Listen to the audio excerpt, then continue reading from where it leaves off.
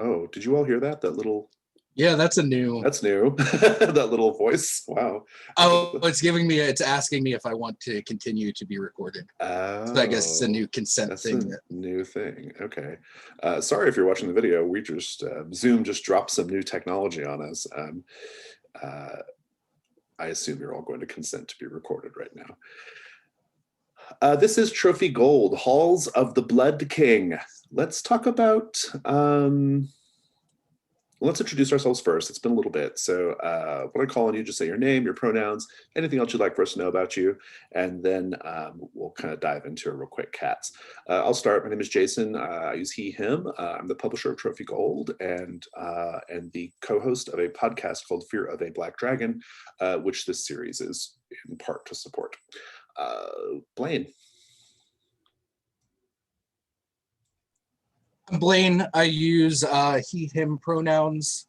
I am the host of You Are Not Alone. It's a 1v1 horror actual play podcast where I sit down each episode and try to scare my guest. That's about all I've got going on. Awesome. Thanks, Merwin. My name's Berwin. I'm just a longtime gamer. Got a couple of publishing credits under my belt and in the middle of a couple other projects and running D&D 5e and enjoying Trophy Gold very much. Awesome. Thank you. And Adrian. Hi, I'm Adrian. He, him pronouns. I'm also enjoying this a lot. Looking forward to getting back into this group, playing Triss, the quick-footed, and back to our inn or wherever else this adventure takes us today. And yeah, looking forward to it. Awesome, thank you. And so let's do CATS. CATS is an acronym that stands for Concept, Aim, Tone, and Subject Matter. This is mostly for people watching the video because we've all been playing for a while, but let's just go through it. So Trophy Gold concept. Trophy Gold is a game about fantasy treasure hunters. It is a sort of dark and desperate fantasy game. It's more of a story game, really, than a traditional fantasy role-playing game. It has the trappings of traditional fantasy more, I think, than the gameplay of it. But basically, you all play treasure hunters who are going into the lost and forgotten places of the world in an attempt to like just get enough money to meet your ever-growing burdens and to sock some away to accomplish a drive. It's based off of Trophy. You can pre-order Trophy, the whole Trophy system still. There'll be a link in the show notes. This particular incursion we're running, I'm not going to say much about. It's called Halls of the Blood King. It's for Old School Essentials, which is a OSR game. And I'm not going to say much about it, but I'm going to say this. It could not be more perfectly suited for this campaign right now. So I'm looking forward to that. The aim of today and next week, so we're gonna do like we're gonna do a Hearthfire procedure, which is a sort of upkeep phase from last time. So we're gonna do that. And then after Hearthfire, we are going to do just kind of a little prelude to the dungeon, which will help us sort of see the aftermath of the events of last time, because I think we have to address some of the aftermath from that a little bit. And then after that prelude, we'll kind of begin the actual dungeon, which I suspect will be probably close to the end of the session. We will not have time to finish this in the 2 sessions we have scheduled right now. So we'll just get as far as we can next week, and then we'll just pick it up later. So in terms of tone, I think this is going to be a very, very similar tone to what we've been doing. Occasionally lighthearted, mostly kind of dark, sort of very dramatic fantasy kind of thing, lots of horror elements. I think that's all going to be a thing. In terms of subject matter, the only thing I can think of for this dungeon, once we get to it, it's really fucking bloody and very like horror forward. So that's just something to be aware of. We'll have 3 safety tools on the table: the X card, the open door policy, and lines and veils. The open door policy, we'll start with that. It's fairly simple. The idea is if you have to leave for some reason, you can just leave. You don't have to explain yourself. The X card in this context is if something happens in the game that makes you feel uncomfortable in an unfun way, you can say X card or type it in the chat, and we will and we will stop and address whatever it is and change it and then continue going. And then lines and veils. Lines are things that we do not want to have in the game at all, and veils are things that we prefer to keep behind, kind of keep it off screen. Like, we're okay with it being in the story, we just don't want to role play it. I'll say my lines and veils, and then I'll wait 30 seconds for you all to either tell me in chat or on the call what your lines and veils are. And so my lines, we're going to have sexual violence behind a line. I don't want to do that at all. For veils, I'm going to put, I think the only veil I'm going to do this time is like violence towards very small children and torture. Those are going to be my two veils. I'm going to wait for you all to chime in. Okay, we've got lines and veils sorted out. So let's go ahead and I think we should probably take a moment to sort of reintroduce the characters a little bit, just to kind of reorient us towards them. So let's just go in the order of the sheet and just tell us a little bit about your character up to this point, starting with Adrian and Triss the Quick-Footed. Yeah, I'm playing Triss the Quick-Footed. I'm only right now kind of as if in a bad dream remembering some of the things that happened last time, which is apparently Triss during the time that we spent at the inn and so on got involved with a woman that turned out to be the big bad of the second to last adventure. And I think he's still reeling from that. He is a degenerate libertine. He at least already established an inn, so that's the first part of his drive to establish an inn at the Untitled Crossroads. So at least an inn he has. He used to be a dancer, so he's kind of skilled in acrobatics, and he's also a brewer and is an expert in carousing. So, but I think in order to figure out what the hell happened with him and this woman, I think he's looking into some ritual, kind of into the library. I think that's where he has been for the last couple of weeks. We'll figure out what that means in a bit, I think. Yeah, we're going to talk about the aftermath of last time quite a bit. Thank you. Let's go to Blaine and Nima the Bloodletter. I had completely forgotten about Triss's dalliance with Lady Holston. Yeah. So yeah, I'm Nima the Bloodletter. She, her pronouns.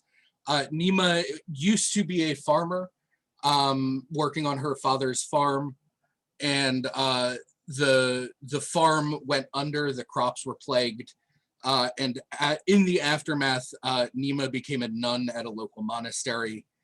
Her drive is to pay off her father's debt. He went into a great deal of debt as the farm crumbled and collapsed around him. At the start of our adventures, Nima pretended like she was a surgeon, but did not actually have any skills in surgery. But in the intervening years since we started, has learned to actually be a proper bloodletter. And I think she's kind of overall relaxed on her vows a little bit. We established that she was given charge of her own little church in the same kind of crossroads where this inn is. So she lives there and is fixing that up instead of living in the monastery proper. Fabulous, thank you. Let's go to Merwin and Vanek the Sullen. Vanek, as has been established over several sessions, is a grumpy Gus of sorts. And it's not that he's, well, yes, it is. It's exactly that he's intrinsically unhappy, no matter what the circumstance. He tends to find the worst in everything and tends to see the worst outcome, even if things turn out pretty well. And things have turned out pretty well for him overall. He has come out with some very powerful magic in the last couple of sessions that have actually let him control, to some extent, a very powerful creature. And he's quite, rather than seeing that as holding power, he's actually quite intimidated by it. And there was a moment I was imagining where when he first got his spiral crown, he would, run around imagining himself to be a very powerful creature and putting it on in his house and walking around with it and joking with his wife that he was the king of the household. But now he has it tucked away and is more in fear of it than anything else. Because if it's got that much power that it can control a near god, he doesn't know what it's doing to him. And so he's very standoffish with respect to that. His drive is, his ultimate goal is to recover a relic from a shipwreck that will reestablish the noble name of a house that he belongs to that has long been forgotten. He's gotten himself into the good graces of Lord Kadron, whose estate he also lives on in some comfort. And that's his current situation at the moment. Fabulous, thank you. Let's do Hearthfire. So this is going to be like basically immediately after the events of last time. So just to give you a recap, we did like a little, it's kind of like a little bonus session basically, where you all had established ownership of this inn called the Sunset Crossroads Inn. And there was, at one point you were hosting a number of members from the royal court who were all there under pseudonyms. They were all named after birds. And we never really got too deep into it, but it seemed like they were sort of like plotting and scheming with Lord Holston, the nearby lord, against the king. But that was kind of never super well defined. We just sort of heard little bits of it here and there. The thing that really you were all sort of working on was the fact that the treasurer, who was going by the name Lord Carrion, sort of sardonically, Lord Carrion was found dead in your inn. And so in order to save the reputation of the inn, you all investigated what happened and were basically trying to come up with a solution of like who killed Lord Carrion, right? Fast forward a little bit, and ultimately what happened is Triss the Quick-Footed got in with the local brothel owner, a woman named Simone, who we later learned is the sort of blood demon creature, Lady Holston, and essentially Simone convinced Triss to pose a false theory to the crime, whereby the crime would be pinned on Lord Holston. And Triss went along with this, convinced you all of it, did not tell you this was a lie, and the accusation was made. And we have not dealt with the aftermath of that, but we will. But in the short term, sort of like immediately after these events, say within the next few weeks or so, we're going to do Hearthfire. So Hearthfire is the downtime procedure in Trophy Gold. It is kind of like personal time. It really is only about your character. It's not really about the other characters at all. And the idea is we just learn a little bit more about your character when they're not engaged in party-related stuff or dungeons, right? So you have a bunch of like options there. The main thing you're probably going to want to do right now is get your ruin lowered, because you all have kind of high ruin right now. If you have a household, you get to clear one of your ruin automatically. And then if you want to go down to the section where it says healing, there are some other ways you can get your ruin lowered there as well. So that might be like a priority for you right now. In terms of other things you can do, I mean, there's a whole list of things there, but if you have any money left over at the end of this, you can put it in your hoard, which is kind of ultimately what you're trying to do with your character. But yeah, you can unmark your armor if your armor's marked at all. I don't think it is, though. Nobody has any armor marks, so we don't have to worry about that. But and we're not worrying about burdens either, so you don't have to worry about meeting burdens at this point. So just get your ruin lowered and do anything else you'd like to do for Hearthfire. I'll give you a minute or two to kind of look over that. And basically the first person who wants to say what they want to do, just say so.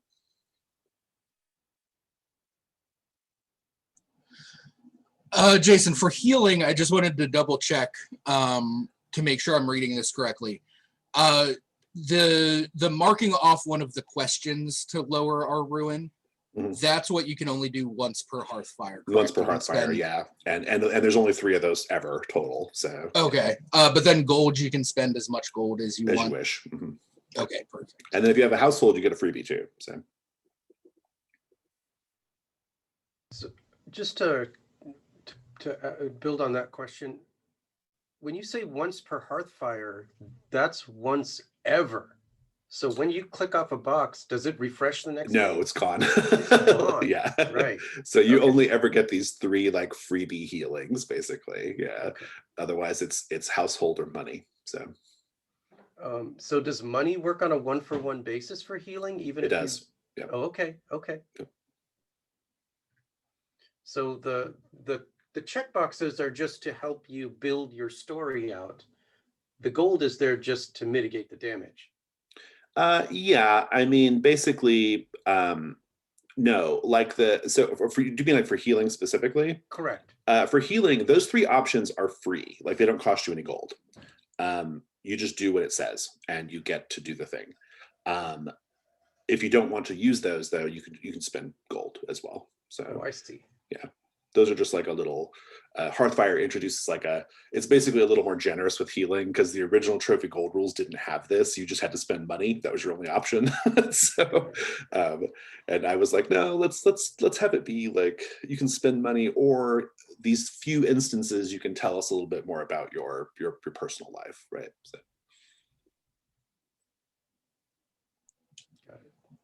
I think I'm good to go if other people need time to think, at least for my first. yeah, what do you want to do? So I'm gonna spend 2 gold to lower my ruin by 2, but then I'm also gonna check off one of the boxes. I was at 5 ruins, so I'm trying to get myself. Which box are you doing?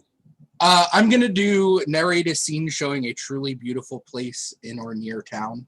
Do you not? To be clear, do you not have a household? Because you get 1 for household too. I do, so I'm gonna get my ruin down to 1. Oh, it can never go below your starting. So yes, I only have 1 ritual. Oh, that means your starting ruin is 2 though. So Okay. Yeah. So you just spend 1 gold household and then the freebie, and you should be at 2. Okay, perfect. So then I will have another gold to play with. Yeah. So yeah, I think we see Nima like in the process of restoring this small church. There's like out the back door of the church, she has cleared this like path through the trees up a hill. And she's set up like a couple little stone benches on the top of this hill. And like every day for prayers, she walks up there, and like when she sits on the stone bench, she can kind of look out over like a little bit of the valley where this Crossroads Inn is, so she can see the stores and the inn and her little church. But then even further beyond that, kind of the woods that spread out. And so we see her kind of every evening at sunset going up and watching the sun kind of go down below the tree line in the distance. Nice, I love it. Thank you. Who wants to go next?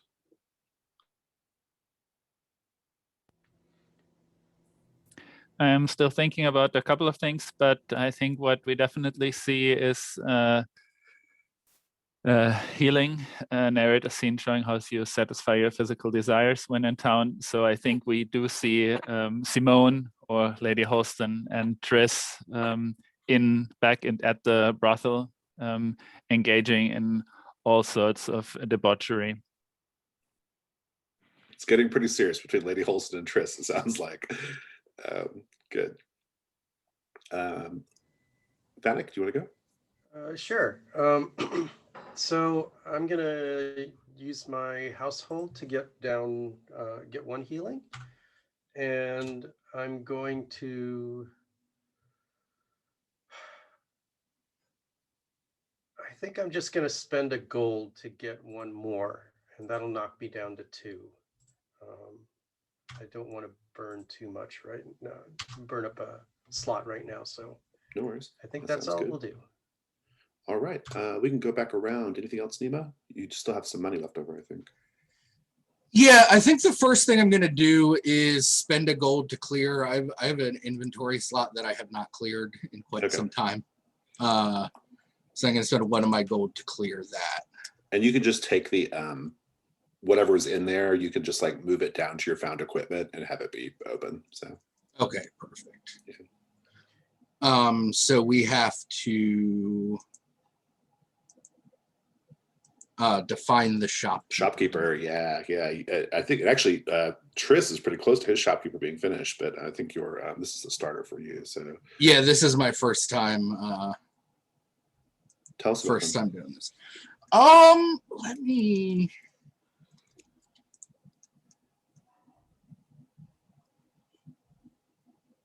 I think maybe we see like a new person who has maybe set up shop in our little. We've established that this area is starting to get built up. Mhm.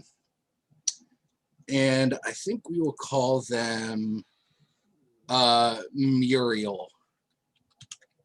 She, her pronouns.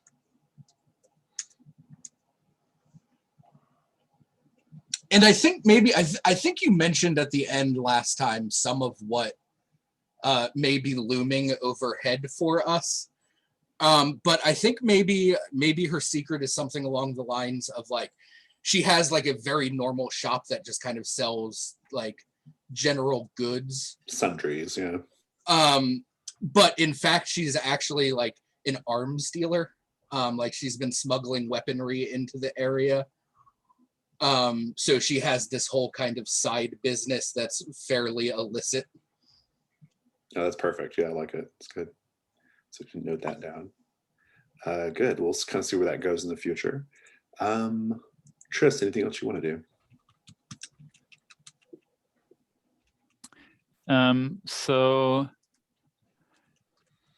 Well, I also will free an equipment slot. Let's see.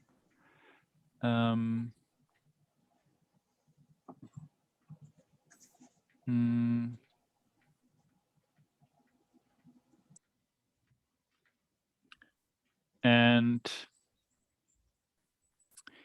let's see, my shopkeeper. So Randolph That fills it up, right? Yeah, is the shopkeeper, and his partner is missing. Right. I really wonder whether that has something to do with what is it again? The blood that we are going to encounter now. Oh yeah. I've had an idea for this for a while, so I'll kind of get it worked in there when it's time. Okay, so. That's good. So yeah, so I think Triss goes back, or over the course of the days went back there and just trying to get some, re-equip, like, some of his rope was broken, and because they spent a lot of time now at the, we saw them spending a lot of time at the inn, and now I think the three of them have decided to go out again to kind of, they're kind of getting a bit restless, and so he's kind of checking his equipment and so on, especially the things that he used successfully already. But Randolph just wouldn't shut up about his partner that is missing, and I think in the beginning he still thought that it might have been just, first he thought it was just a trip for kind of buying some new stuff, and then maybe getting stuck in the city or on a drunken binge or something. But now it has been really a couple of months, and yeah, where is the partner? It's really, and I think it's basically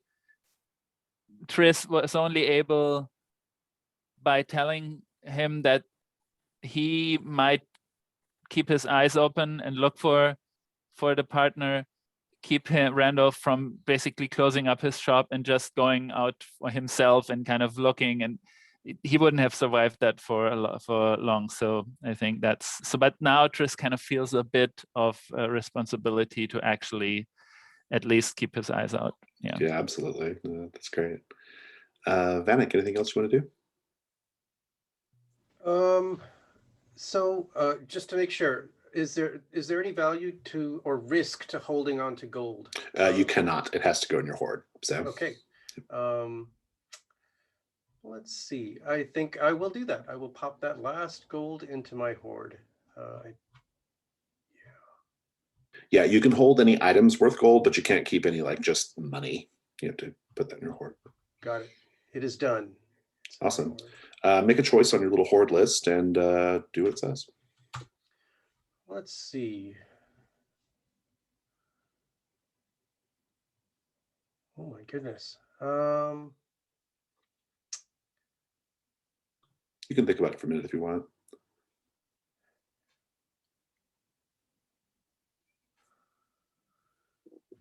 I think I'll do the narrate the flashback showing my favorite memory from childhood. And it's probably one of those things that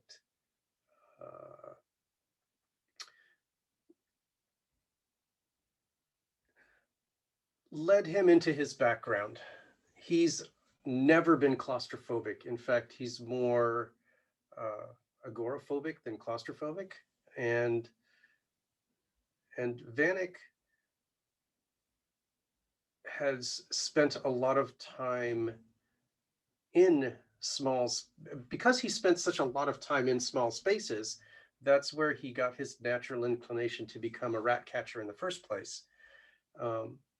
But one of his little private secrets is that he met once a rat that didn't run when he went after it.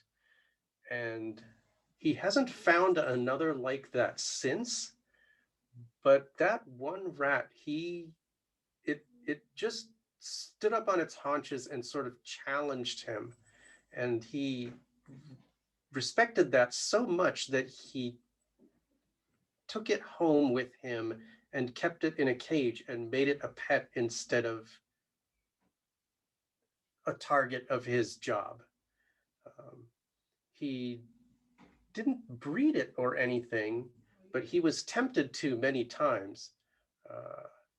And it has long since died, but he continues to search out another animal that would threaten him like that, or at least pretend to threaten him, because his natural inclination, his natural aura is to make animals fear him if he wants that to happen. Awesome, thank you.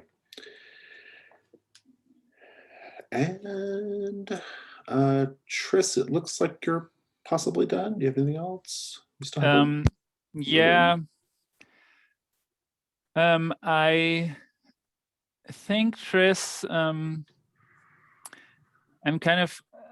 wondering all the time because I had this idea to take 2 additional rituals, but I think then I have my ruin will just be too high to start. No, it increases your burdens after that. It only affects your ruin at character creation. So okay, I thought, let's see. Okay, I see. Okay, yeah, okay, then that makes sense. So yeah, basically in his dealings and his kind of trying to figure out what is going on there with Lady Holston, and with this, I think he's still somewhere in between really understanding what is going on there and what is the relationship between these two, and kind of whether this is kind of a weird dream state when he has this feeling that she is someone else, and she and he sometimes he puts it down to being drunk maybe, or it's kind of in between. But I think he from her learned a ritual called Immolate, engulf your body in flame, and that has changed him. So he now, you can see his eyes, kind of there's this kind of flame in his eyes when you look closely. But on the other hand, he also is now kind of getting restless because of this, what is happening with Lady Holston. And so he also looked in his books for a ritual that allows him to basically defend himself in a bit. So bind a spirit. So if everything goes wrong, then that's what he would do. Awesome, I love it. So Lady Holston then is, well, so let's read the little part of it here, the library, what has to happen. Okay, so you've narrated your scene showing the moment you mastered it. Cool. Yeah, that's great. And you now have a new ritual.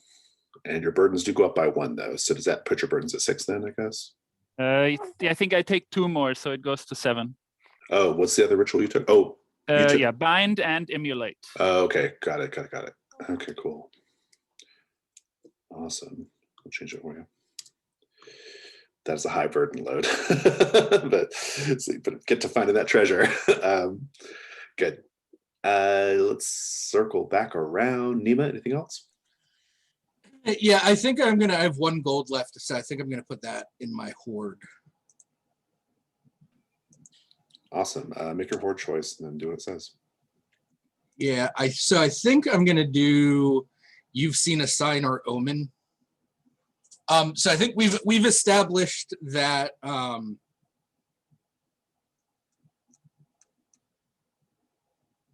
Bright Teeth Assyrio is in the other town where we kind of started.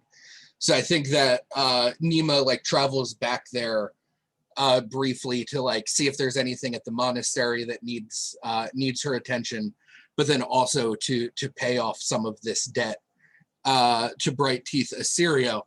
And I think on my way back to the crossroads where our inn is, I passed by a farm that's kind of the first farm out from our inn.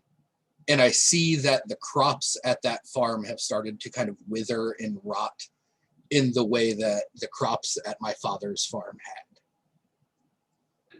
had. An omen indeed. Yeah, that's good.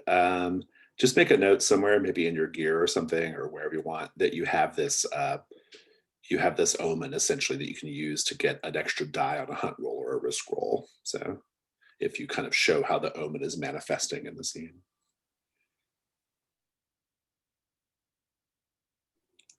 And Vanek, I take it you're good to go? I'm good to go. All right.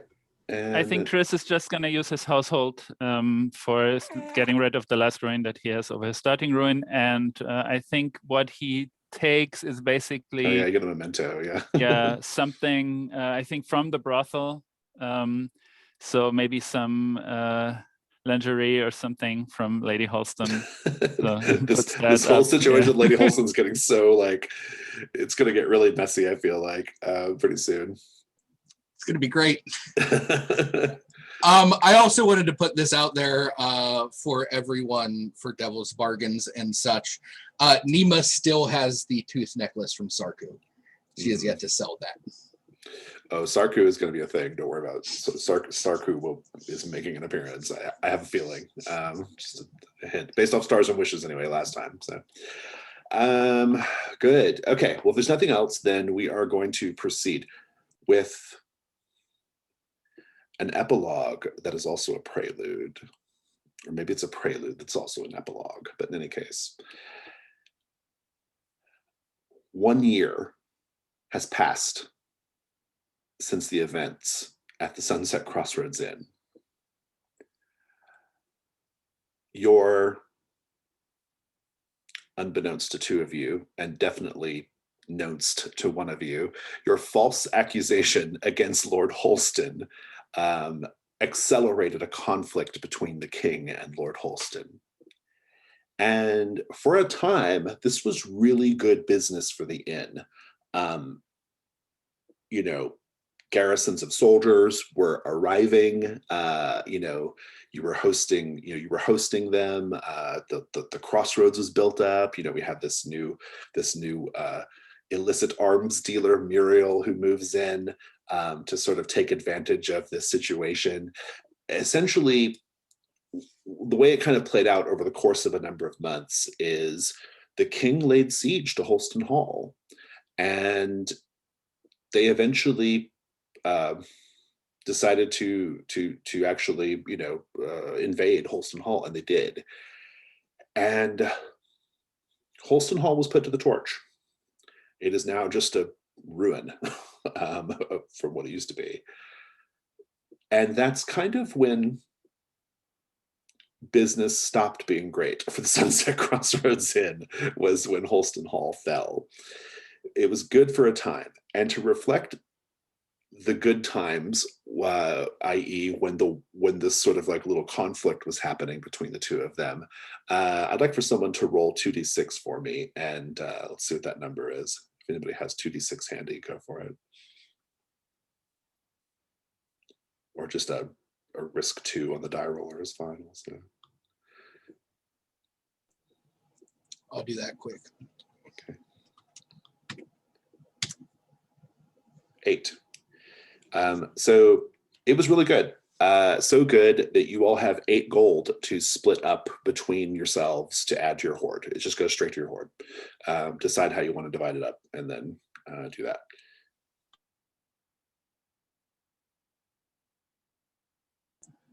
I think the two of you can take 3, and I think Triss was just too busy with other stuff to take care of that. I asked other stuff. So 3 for Vanek, 3 for Nima, 2 for Triss. Go ahead and just mark your hoard, that many. Yeah, it was good for a while. But then the king actually marched on Holston Hall and put it to the torch. There were a few weeks where the king kept a small contingent of his forces there, but then they eventually left too. And it has now been, it's been a couple of months since Holston Hall fell. Business is dried up, and once the promise of the Sunset Crossroads is rapidly fading in the absence of a major, in the absence of Holston Hall, right, essentially. And so we find ourselves having come back together to at least assess Holston Hall. Maybe there's something in Holston Hall to be scrounged or scavenged that the king's forces missed. But this is where we find ourselves. You're not under burdens right now. This is just like a little kind of prelude set. And it's the ruins of Holston Hall. And the set goal here is to learn what happened to Lord Holston, what befell Lord Holston, because in all of this, no one knows what happened to Lord Holston. The hall was destroyed. The forces he had amassed there were wiped out. And when you're there at Holston Hall, and what you see is, it's as you remember it roughly, except everything is just a burnt ruin, right? Like, like doors are busted open, everything is kind of scorched and torched. Lots of like the statues and various other and smaller structures have been torn down. Everything's just kind of a wreck. Siege weapons damaged great big parts of it, right? The one part of Holston Hall that is still standing, that seems almost totally untouched by the conflict, is that little temple. Do you remember the little temple that was there in Holston Hall? That's still standing. It has like no burn marks. It has no evidence that it was even involved in the battle. The rest of it is ruin.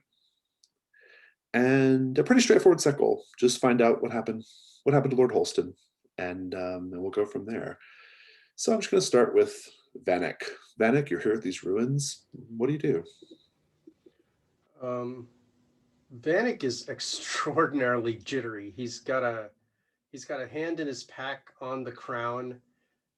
When he sees that the temple is untouched, he's very apprehensive about that, and he can't seem to let go of the crown. It's as if it's his only protection against whatever's in there. But he will approach the structure. Is there a halo around it of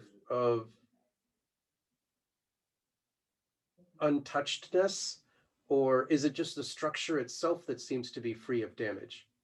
Great question. Make a hunt roll. If you have a relevant skill or piece of equipment, you can do it with 2 dice. I believe I have layers. That might help. Or, well, appraisal probably won't, but, well, appraisal might. I like layers. That's Okay. pretty good because you might be looking for like what caused it to be, what defenses did it have, that kind of thing. Okay. Make a hunt 2 on the die roller. So slash hunt 2. 4 is the high. But you encounter something. So you get a token. Go ahead and note your token, but you encounter something terrible. And here's what you encounter. You are, you're kind of like pushing past the rubble or pushing past the well, that little spot in front of the temple is actually fairly clear, but in any case, you get over there. The little music, like the little music entertainment, like open air amphitheater thing, that's destroyed. The temple itself is not. As you're taking a look at it, indeed, you are going to notice that there is a faint shimmer of energy that sits in front of the surface of the door, almost like a film or a skin, right? This energy. It's probably a protective energy of some sort. It's probably what caused the temple to be untouched. Nima, what are you doing right now? I think that Nima, particularly noticing kind of the jitteriness of her companion, would probably be over there with Vanek, maybe trying to just investigate, not necessarily like leaving him to investigate the building, but maybe kind of looking around. Like, I know the tree that the wizard's familiar was over in that area, and some other kind of like the tool shed. So just kind of sifting through the rubble in destruction outside of the temple. Yeah, go for it. Make a hunt roll.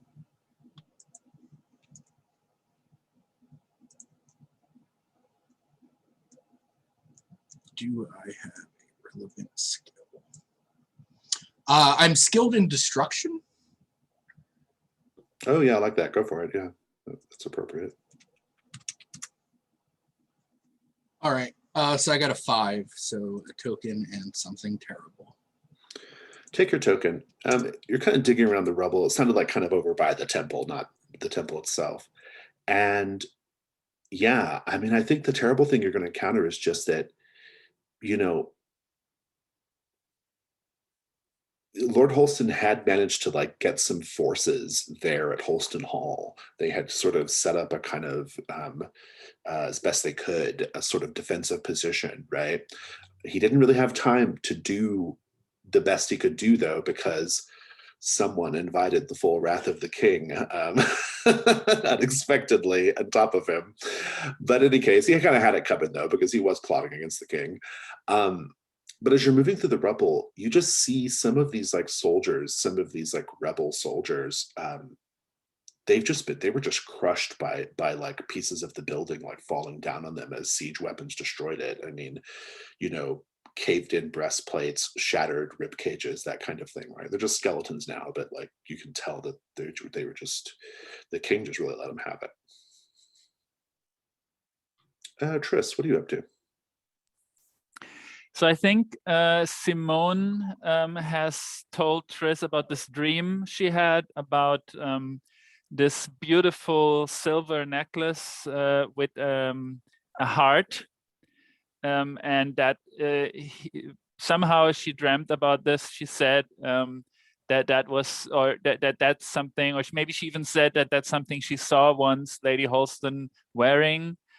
And so I think Tris is looking for that among maybe the kind of rubble of what is left of maybe where the bedroom was. Yeah, that's great. Go ahead and make a hunt roll.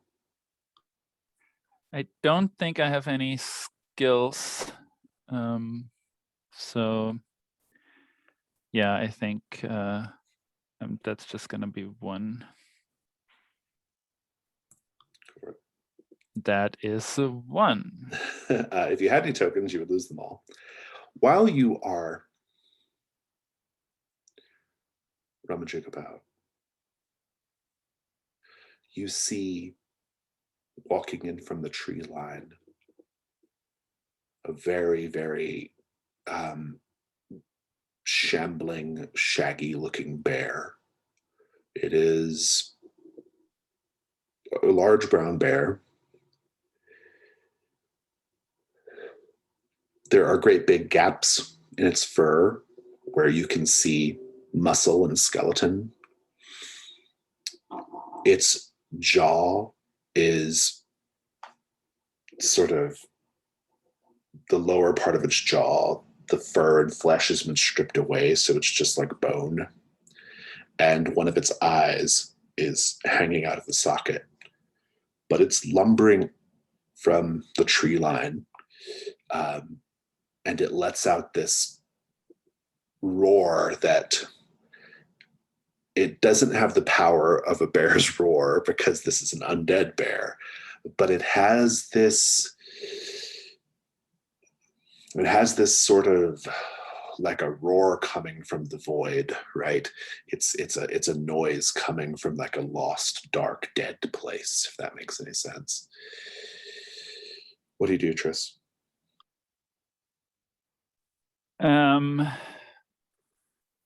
I think he is actually going to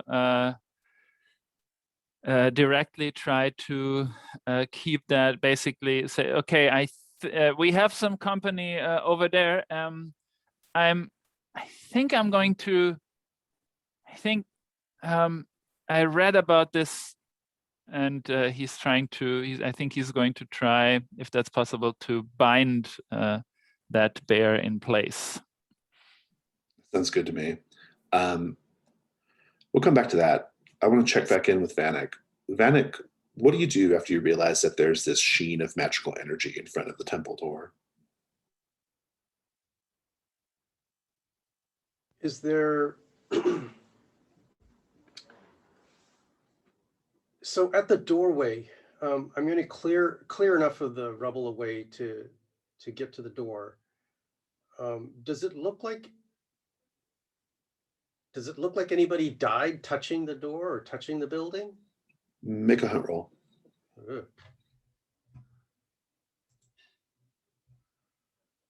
This I don't think I have any special talent for. Yeah, dismantling, appraisal, layers. I don't think so. History is a stretch, so I'm just going to do a hunt one. A 2. I think while you are having this search, and kind of right as Triss is calling back to you all, because Triss is on the other side of the state, you see a wolf, very similar to that bear. Very, very shaggy looking, exposed rib cage, stinking of rot. It is also crawling out of the tree line. It's not crawling, but kind of, it's almost limping out of the tree line, like it's dragging one of its legs. And it lets out a howl, but the howl is, it's a hollow thing. It's coming from a hollow, dead place.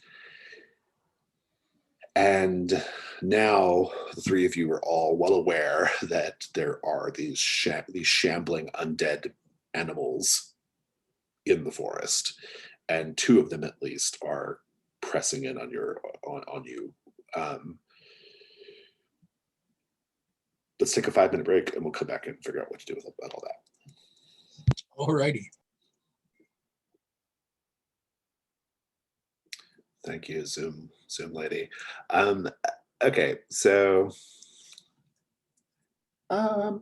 Mima, I think you'll notice the wolf first, since Vanek is kind of focused on like figuring out this door. You'll see the wolf first. What do you do? I think I would kind of instinctively move to put myself between Vanek and the wolf, and then yell out to Triss and just say, I believe you should rejoin us. I think we're going to have to take cover within this temple. Well, Triss, you have a bear shambling toward you. Triss, if you want to try to do your binding ritual, I think that's a great plan. Let's see. So the risk roll. What could go wrong, Blaine and Merwin, if this die roll goes poorly for Triss? I think you probably have to combat it by yourself. That would be my first guess. I mean, really, what couldn't go wrong here? I think that maybe, particularly using magic in this situation, that maybe Triss might get a look at whatever is causing these animals to rise up. Yeah, interesting. Merwin, any thoughts?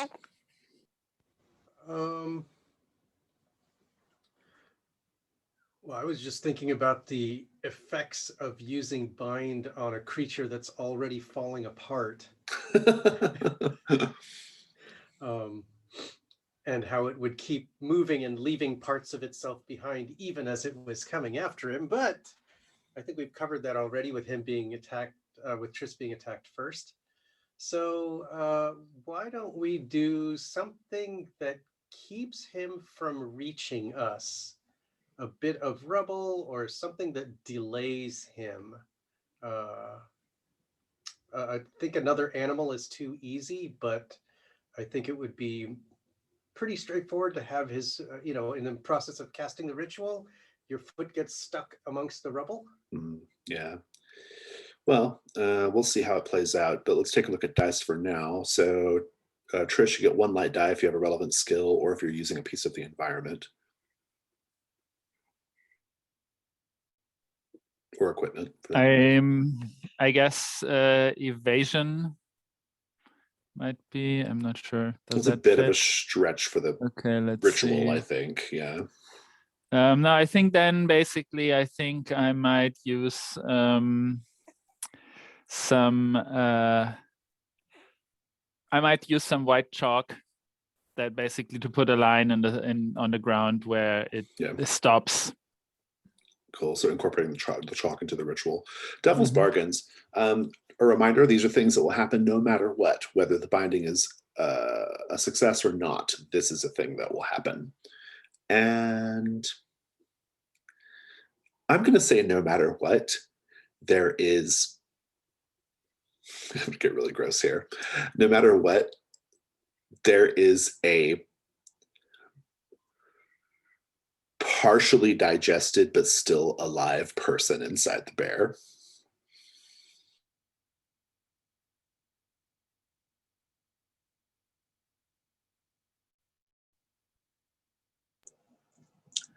I guess that's one way to introduce an NPC. I like that a lot. I think maybe something fairly basic. No matter what, you lose like a piece of equipment or gear because you have to like throw it to distract the bear to get the ritual off in time.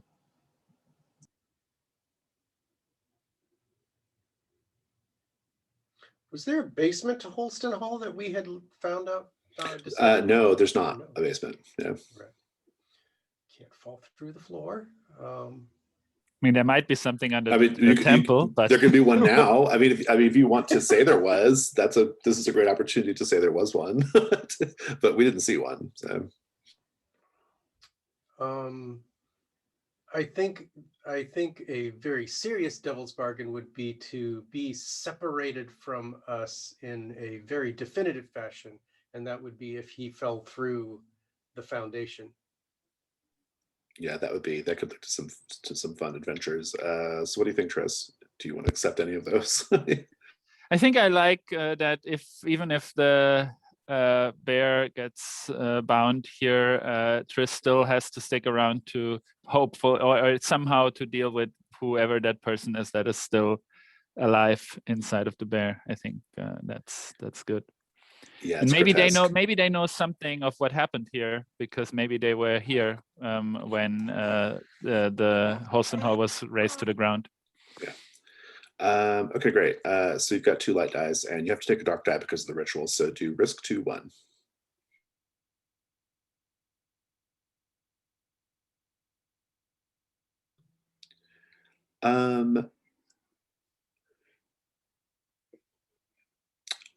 You're going to succeed because you got a 4 light. There's a complication, however. The complication is going to be that the person inside the bear has no interest in talking. They just want to be killed. They want to be put out of their misery. So if you want to make that character more useful, you can add a dark die and roll again.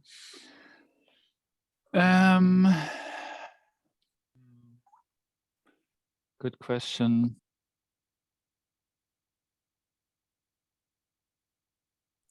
No, I think Triss is just basically disgusted by what is going on there, and the bear stops, and this person is just, moaning and kind of, and I think Triss just takes out his rapier and just runs him through with it.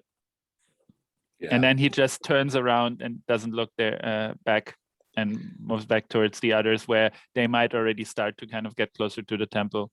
Yeah, I imagine like the person was like almost like presses what's left of their upper body up against the rib cage of the bear, like a jail cell, and it's just like, and you just end his suffering, I guess. What does it look like when the bear is bound, though? How does that work? I think it really just stops at that line of chalk, and then and I think Triss made that line kind of like a circle, half a circle facing away from him.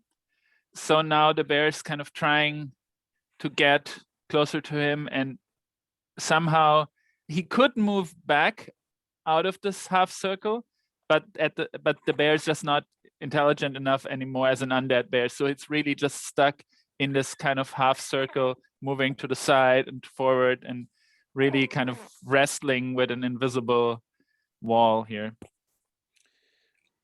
I want to check back in with you about this person that you kind of ended their suffering. I want to talk about that a little bit more, but for now, I want to cut back over to Nima and Vanek and the shaggy wolf, shambling shaggy wolf. So Nima, you had kind of called over to Triss, but Triss is preoccupied. So what are you doing right now? I think Nima's gonna try to make a point to again like stay between Vanek and the wolf, but then also like move over to the door of the temple and like, Vanek, we need to get inside. I don't think that whatever these creatures are, we need some kind of safety from them.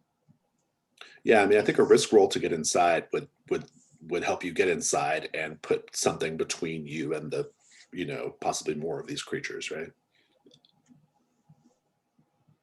All right. I guess I have strength as a skill. Well, so let's check in with Vanek though, because Vanek, that there's like a magical ensorcement on the door, right? Yep. Yeah, and Vanek has a thought. It's not a thought that makes him feel safe, but he has a thought. He's going to put the crown on. He's going to hold the ornamental heart from the statue at Holston Hall in his left hand, and then he's going to open the door and hope. Don't you have one of the figurines too? The little figurines of the god that's the statue inside the temple as well. Didn't you find that at the inn? I feel like you did. If this was the thing on the hearth, I think we took that away. Yes. I didn't mark it on my sheet as let me make sure. You should. Yeah. I just watched that part of the video, and you did have it. I don't know if you noted it ever, but you do have it. So. Yes, nymph statue from Holston Hall. Yeah. Vanek is getting quite the collection. Well, no, there's another statue. There was a statue in the inn that was like the multi-limbed god, right? And it was jade, and it like filled with blood when you touch it. Or no, it's the same as the little statue in the basement. That's what it was. Yep. Yeah. Jade statue from mantle. Okay, I have noted it on my character sheet. But yeah, so okay, so paint the scene for us again. So you're putting the crown on, okay? I'm putting the crown on, and I'm because we got the ornamental heart from the statue in the temple. That's the one I've got in my hand, because I'm trying to do as much as possible to make whatever magic is here think that I belong here. Yeah, no, I love it. I don't even need a risk roll. I think this is the right solution. I had something like this in mind, so this works. The energy drops and the door opens. Like you can go in by presenting in this way that you've presented. I'm yelling for Triss to hurry up and catch up, get in here, and so we can get away from the beasts. And I open the door and I let Nima in, and as I hold the door open for Nima after I go in. Triss, I want to check in with you about not murdering, but mercy killing this person inside the bear. First of all, how did it make you feel to see them, and then how did you feel to do it? So we did kill both of the housekeeper figures when we were last here, right? Because if not, I would have guessed that maybe it would have been one of them. But so I think that it probably was like a young soldier from the king's army, and I think Triss basically, I think when he ran that I think it's the first person that he killed. He doesn't in any case he's really not so much into killing people. Like he has done it, but it's really like he can remember all the times when it was not, you know, an undead creature or some form of monstrosity, but rather another human person. But somehow he felt this kind of bloodlust well up in him when he did it. So something has changed inside of him that he's now kind of realizing. And maybe we saw his the flames in his eyes kind of flickering a bit. I like that. Take a condition, bloodlust. And Vanek, how do you feel when you put the crown on?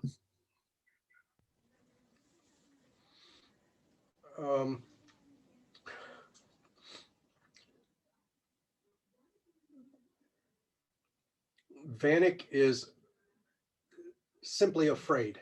He doesn't know what this power is going to do this time, but there is no Sarku to accept the power that he's wielding now.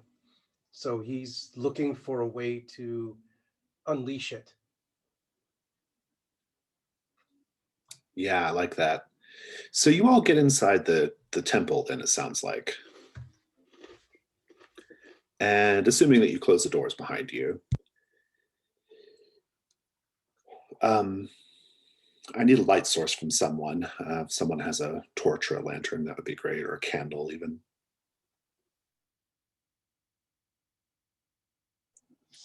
I can, I'll use one of my backpack slots to get a torch.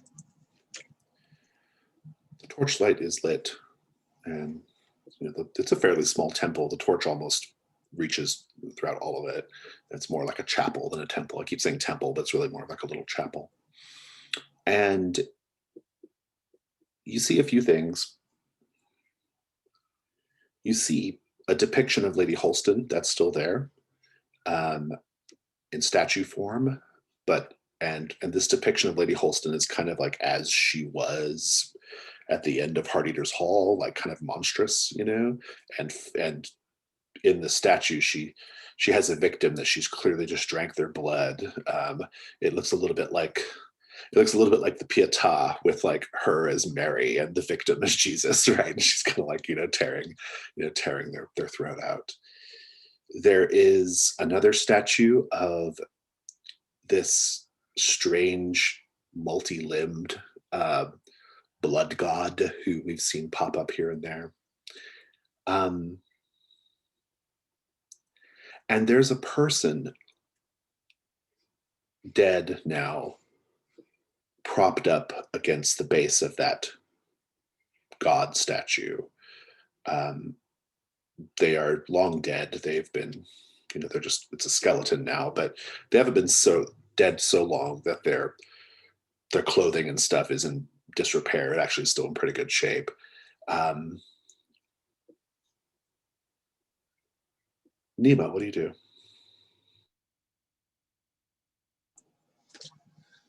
I think that I don't think that Nemo wants to get anywhere near the blood god statue. It makes her very uncomfortable, but I think knowing that we are here more than anything to kind of potentially find some valuables to help keep the inn going, Nemo would kind of just start looking around the chapel, looking to see if anything was left here. Where in the chapel in particular? If the things I pointed out, what is of particular interest? I think maybe like around the statue of Lady Holston. All right, make a hunt roll. Do I have?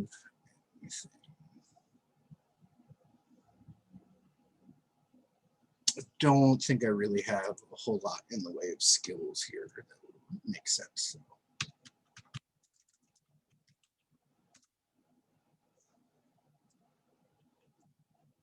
So that is a 4. Take your token.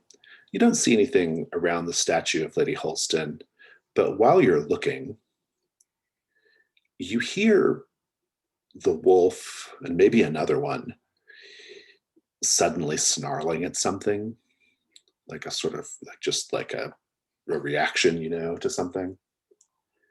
And then you hear a very familiar voice say, There, little one. I'm not going to hurt you. Be calm, be calm. And then there's just a yelp and a sickly tearing sound and a crunching of bones. And the wolf goes silent.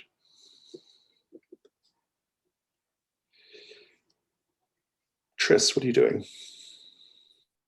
Triss is somehow drawn to the statue of the blood god, I think, and is gonna see if I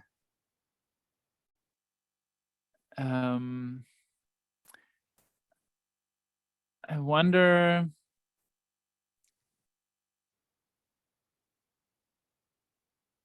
Yeah, just look around it and see if there's anything that now it is kind of different, slightly different outlook, whether he notices anything around that statue that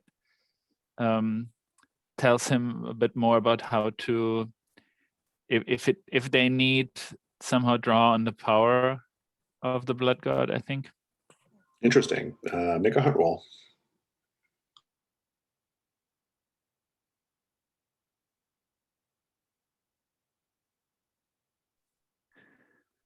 So I don't think I have any skills here. So I think it's going to be 1. And you encounter something terrible. This, I think, is... Let's hold that thought for a moment. I want to check in with Vanek first. Vanek, what are you doing?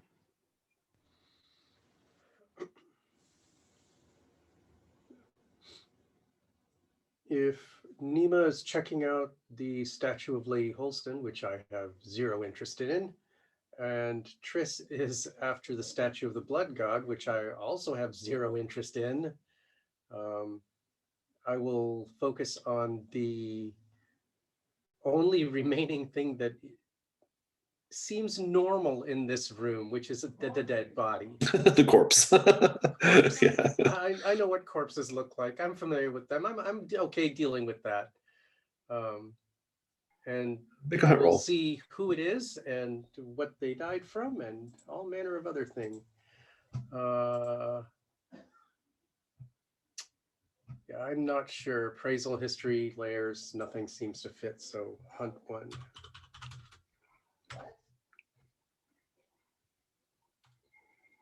And there we go.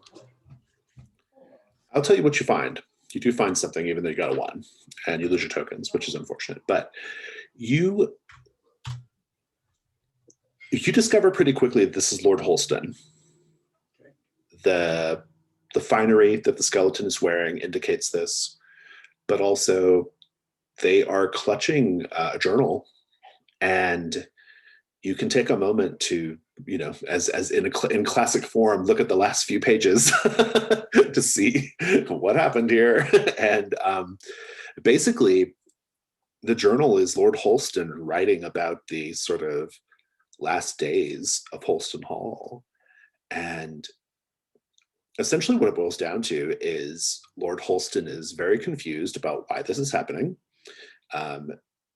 He has no idea why these accusations are being made against him.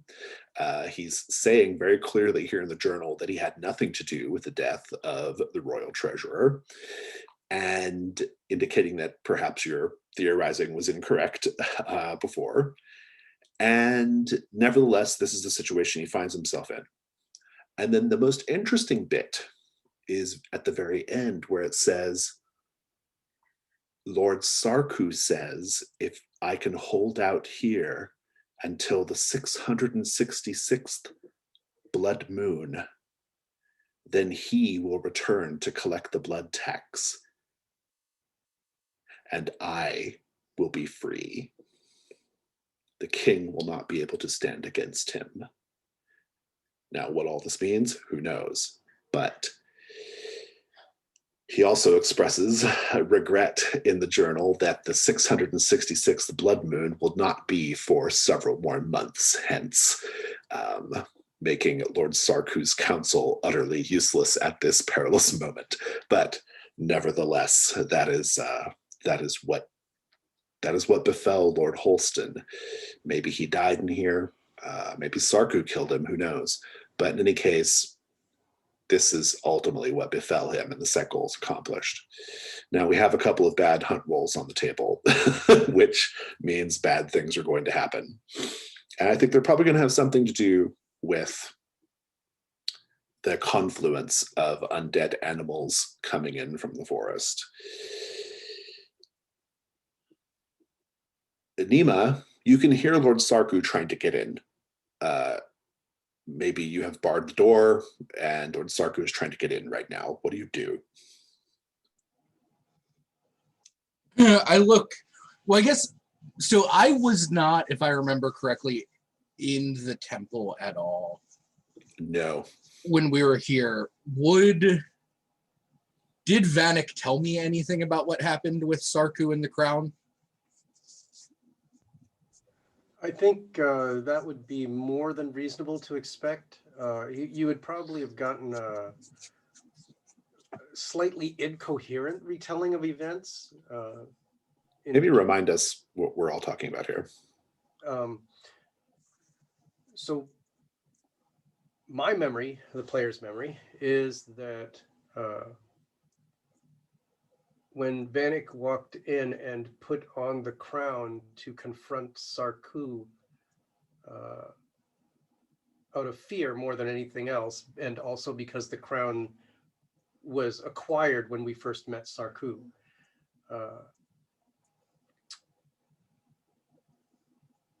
I had the opportunity to free him from something, and without being freed, he was particularly vulnerable to the Lady Holston.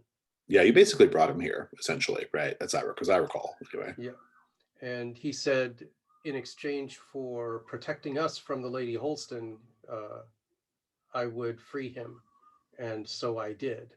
I did not see any other way out. And they fought at the end. He did. He held up his end of the bargain. Correct. And Even apparently chasing Lady Holston off because he's still haunting this place and Lady Holston is not here, right? Correct.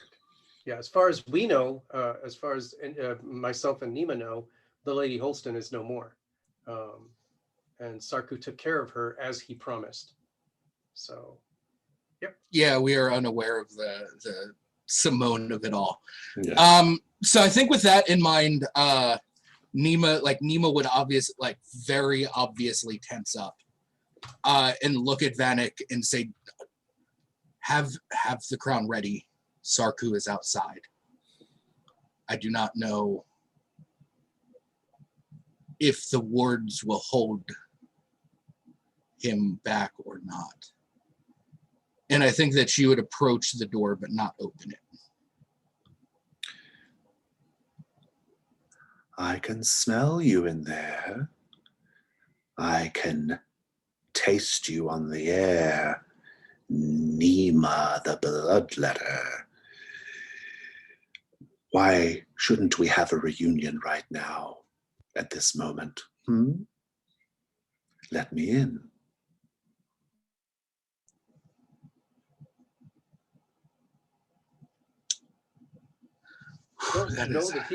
I don't know that, well, the crown freed him. I do not know if it will prevent him from harming us.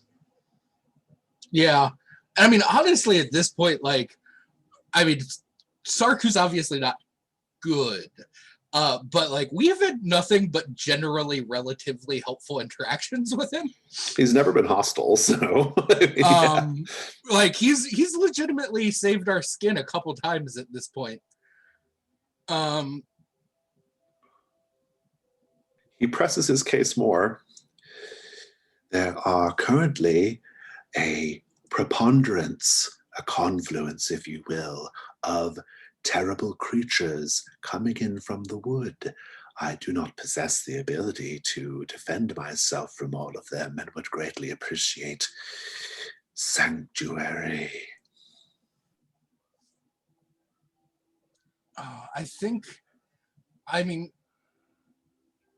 Nima has such a weird connection with Sarku that I think unless anyone stops me, I would go to start opening the door. Sarku is there. He looks different. He's still gaunt. He's still pale. He still has two long limbs, like they're too long. But he is dressed in clothing. He has sort of silk finery on. He's standing a little more upright. He seems like maybe he's a little bit more himself as opposed to the sort of bedraggled creature he was when he was sort of enthralled by Dredakun. And so he will come in quickly and you'll glimpse, Nima, there are indeed lots of stags and wolves and other creatures kind of coming in from the woods, sort of drawn here by your presence. And he says, well. Time has a way of putting old friends together. That is something you can always count on in this life. Wouldn't you say? It would seem you are correct, Sarku.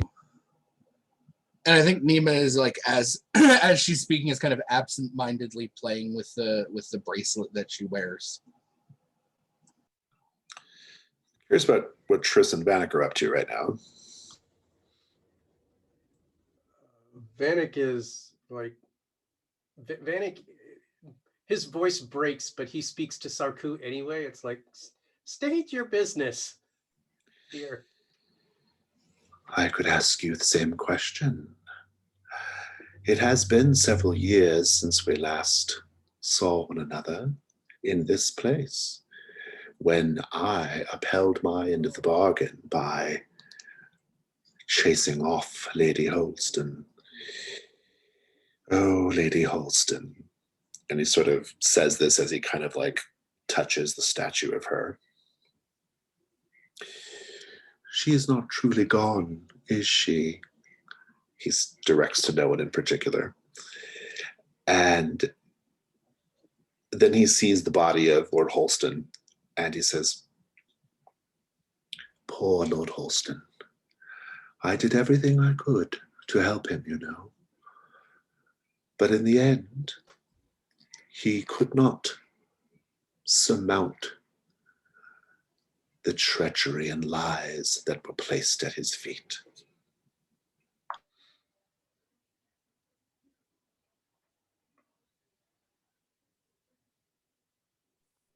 His journal says the same.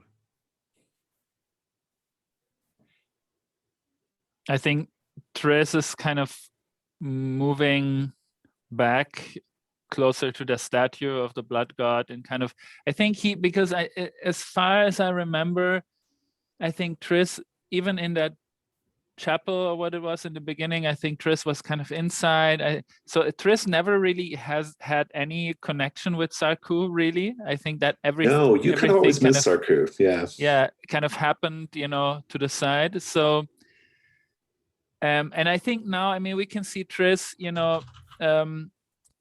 as you can see he has these two, like, you can see it even in his face now. He's living in these two different realities somehow, and it's not always making sense for him, but somehow it feels like he feels threatened by Sarku, I think, as different from the other two somehow, and I think kind of he stumbles back a bit, and then he somehow, to steady himself, he grabs onto the statue of the blood god, and maybe it kind of jolts through him, and he has maybe he remembers this fight between Sarku and Lady Holston, and maybe this again is something that kind of pushes him a bit more towards realizing what situation he is in, that Lady Holston and Simone are the same. It's something that is kind of just outside of his consciousness, I think. And sometimes he kind of reaches this, but then it slips away again. Oh, so he's not totally aware of Lady Holston being. I think that's what I was wondering. I think it's something that he basically slips in and out of. It's this kind of, depending on where. Yeah. Yeah. You like, it's almost like you're like conveniently suppressing it, right? Yeah. That's interesting. Sarku says, lies and deceptions that led to the untimely end of a good young lord. You might even say those lies and deceptions were a type of murder. And you might even say that those who helped spread these lies are murderers. What say you, Tris the Quick-Footed? Well, I think that whatever happened here, something must have been between the king and that lord, and it seems even your power wasn't able to keep him from his fate. I think that seems to me what happened here, and yes.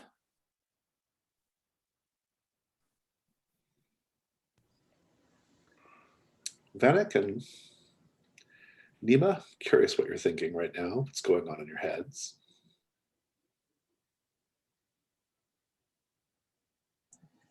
I think that. Oh no, sorry. Go. You can go ahead. Oh, okay. Vanek is going to speak somewhat in the direction of the dead Lord Holstein, and he's going to say, I had nothing to do with his murder, nothing. We wanted to know what had happened to him because we had heard nothing of him. His holdings were decimated, of course, but he himself, we had not heard from, so we came looking for him. That is our business. Again, I ask you, what is your business here? And what is this blood tax? Now here's someone who knows how to ask all the right questions. I did my best to protect young Lord Holston because he was going to be my blood tax. He didn't know that, of course, but in this life, one has to engage in little deceptions in order to get by. This world will soon be visited by the Blood King, the Lord of all people like me and like Lady Holston. And he will demand his tax. And now I have no tax to give. Whatever shall I do?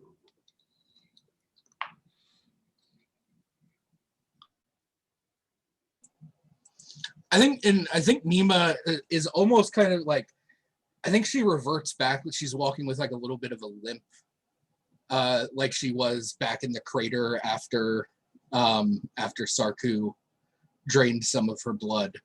And she says, was the war in this land not enough of a blood tax for you?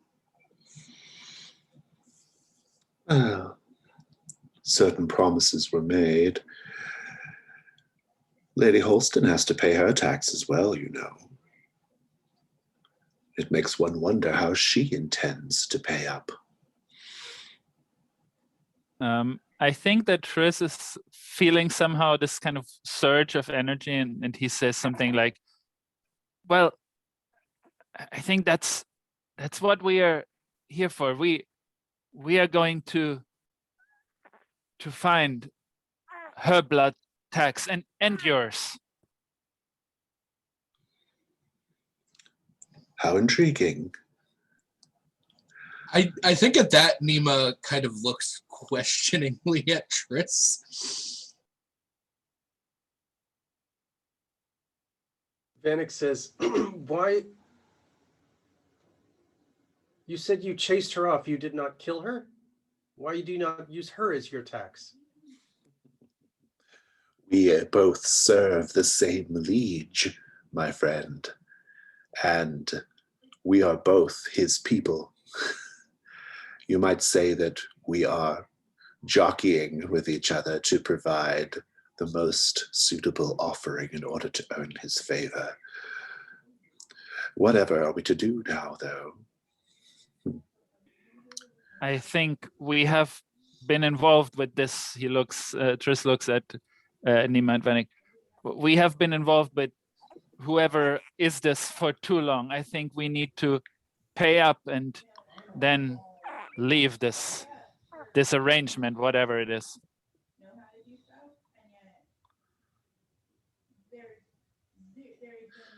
I have nothing to pay here. Sarku says, these unfortunate creatures outside the chapel will wander off in due time. Wait here long enough, and you will be able to leave safely. The 666th blood moon is nearly risen. It will be upon us in less than a few days and a few nights. I wouldn't want to suggest that you should be here when that happens, but I will tell you this. The Blood King presents a very fantastic opportunity for people such as you. Keep your eye on it. You never know what might fall into your lap. When you say here, Sarku, do you mean this temple? And he says, I think the horde is thinned sufficiently for me. And he goes back outside.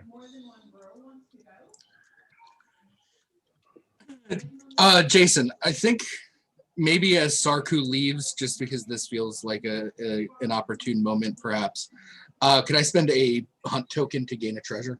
Absolutely. He will press into your hand on the way out a blood red token, a strange metal token, red as blood, stamped with a very unusual sort of, how do we describe the stamp? Like, it looks like a bat, a skeletal bat feasting on a person.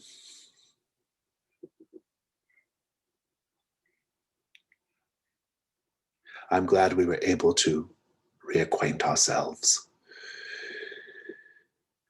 And he leaves.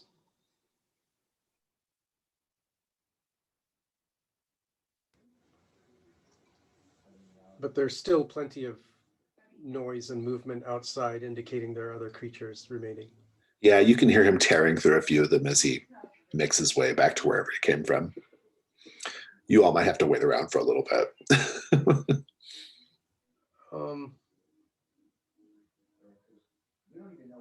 We can just have that scene. Vanek doesn't know if it's going to help, but he's put away the heart, and he's taken out his crowbar, and he's eyeing the statues and everything else in here. And he says, I think before we leave, we should destroy this place utterly, bring it down to rubble as the rest of the estate.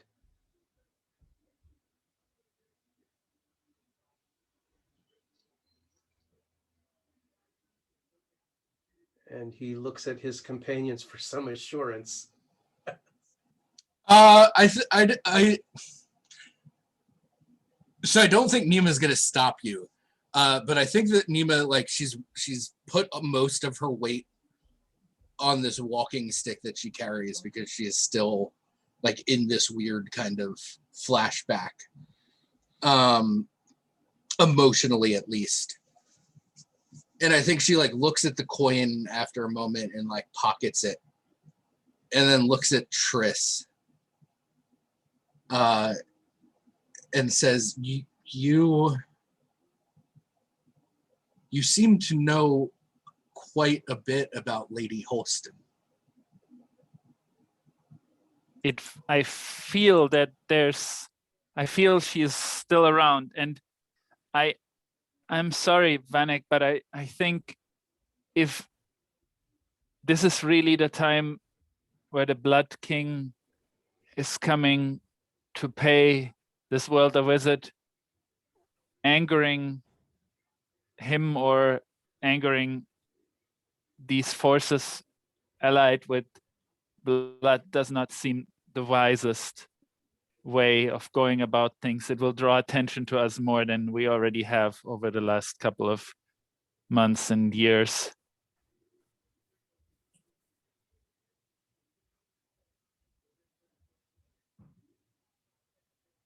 We should, whatever it is, we should get this tax business sorted out and finally be done with the likes of Sarku and Lady Holston. I see no statue of Sarku here, but at the very least, I would destroy the statue of Lady Holston. Remove the remnants of any hold that family has on this estate. The blood god himself, I would prefer to take everything down, but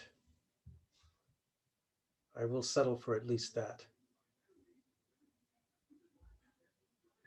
And eventually, after you destroy the statue, and you're all just kind of waiting around, waiting for the beasts to thin out, they do.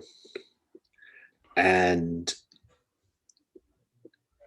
we have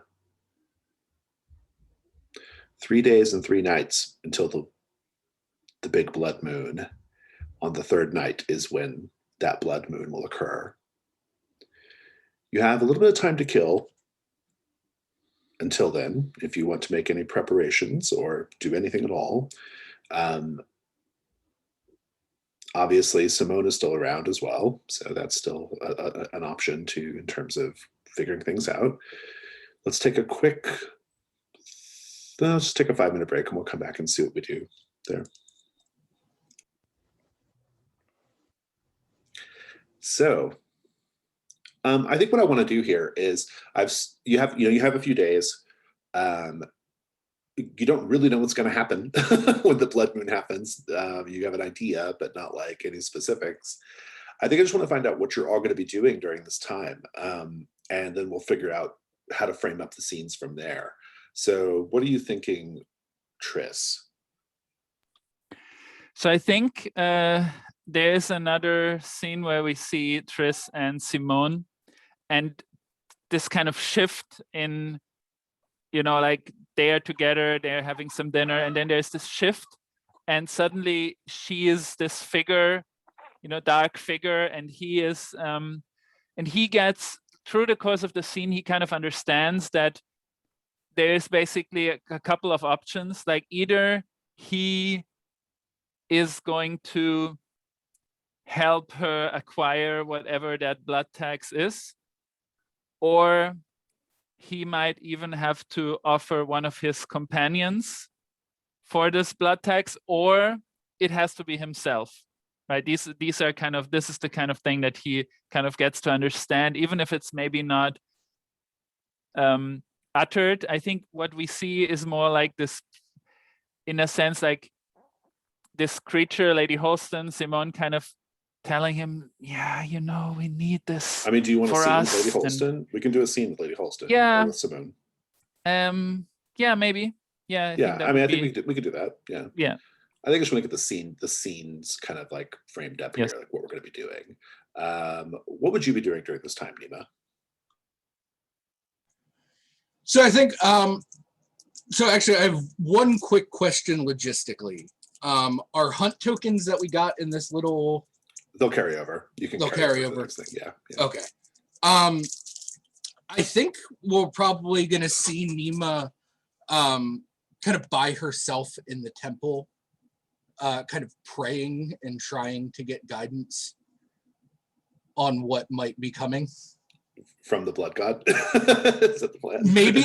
I was thinking, so like Nima's relationship with Sarku is getting a little weird and complicated. So I think that maybe like Nima may have like in the basement of this chapel set up like a little altar where she puts like the bracelet from Sarku in this coin. Yeah. And so like when she's above ground, like there's this, she's still devoted to the sisters, but I think we're starting to maybe see a little bit of a change. Oh, interesting. And this is taking place at the chapel, or is it at the inn? We established my homestead is like a little church. Oh, that's right. Yeah. Like right by the inn. That's right. Yep. Thank you. I love it. So you're going to be seeking divine insight. Okay, I like that. And Vanek, what about you? Vanek is, I think Vanek wants to bring Lord Kadron into his confidence if only to protect him. And he's going to be respectful because Lord Kadron is his landlord. He's here at his pleasure, but he wants to repay the favor. And he feels like very, very bad things are going to be happening in a few days. And so he's going to suggest Lord Kadron take a vacation with his family somewhere else. Do you want the scene? Away. Do you want the scene with Lord Kadron? That might be worthwhile. Okay, Yeah. we can do that. Fabulous. Why don't we start with Simone? So, Triss, you're in pretty deep with Simone at this point, and I think this will be at the brothel. And she'll say, "So I gather you were at Holston Hall recently, or what's left of it." Yes, Simone, I didn't find that necklace that you mentioned. It was nowhere to be seen. But that, you remember I told you about this temple? The statue there, it called out to me, and that I don't know what to make of it.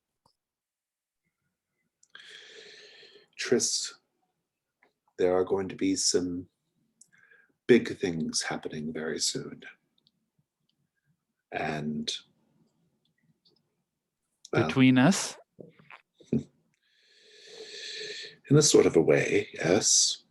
But it's probably more accurate to say that these big things are going to have an effect on us. We will soon be visited by the Blood King. The Blood King is here, or will be here, to collect the blood tax from his followers. I propose that this is an incredible opportunity for you and your companions, Triss. And ultimately, that's what I told them. For us, yes. If you can find your way into the halls of the Blood King when he arrives, the treasures, they are treasures from other worlds. It's the sort of bounty that, well, would give us all the power we need to openly defy the king and the royal court. I could resume my place there. You could build anything you want in this world. You just have to get inside. And Yes. in particular, I think, well, let's just say I need for you to make contact with someone in the halls of the Blood King. Okay, I think I can do that. I think it is only right that you resume your rightful place, and I by your side, I guess. I think that's... Listen to me very closely, Triss. There is a woman in the halls of the Blood King. A woman that the Blood King claims is a daughter, but this is a lie. She is not his daughter. You need to contact her. You need to find her and do whatever she says.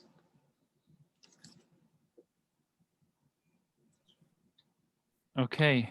And what about that blood tax? How and who is going to pay it? The blood tax will be for me to deal with. It is my remuneration to the Blood King. I have to cope with it. It's for me. You don't worry yourself about that. You just think about ways to infiltrate the halls when the time is right. Okay, we will do this. And is there? Triss, I wouldn't mention the Blood Princess, the woman the Blood King claims is his daughter. I wouldn't mention her to your companions. You should stay focused on treasure. I think they will be more moved by that. Exactly. What is it? Do you know anything I can tell them? Any treasure that will have their mouth watering? Yes. A portal to other worlds. A treasure more valuable than you can even imagine. That will be good. Nima, you've decided to pray. What sort of guidance are you seeking here? I think that based on her conversation with Sarku, Nima's already pretty convinced that she is going to go to the halls of the Blood King. So I think at this point it's more that she's looking for just what to expect. Some kind of divine image of what to expect there. I love it. Make a hunt roll for now.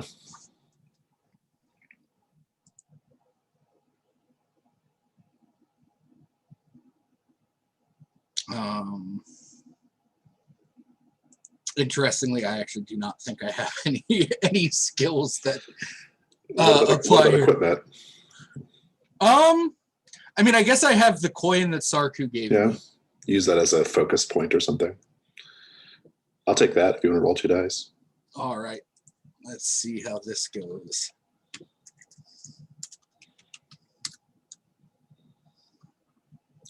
Take your token. You have a vision.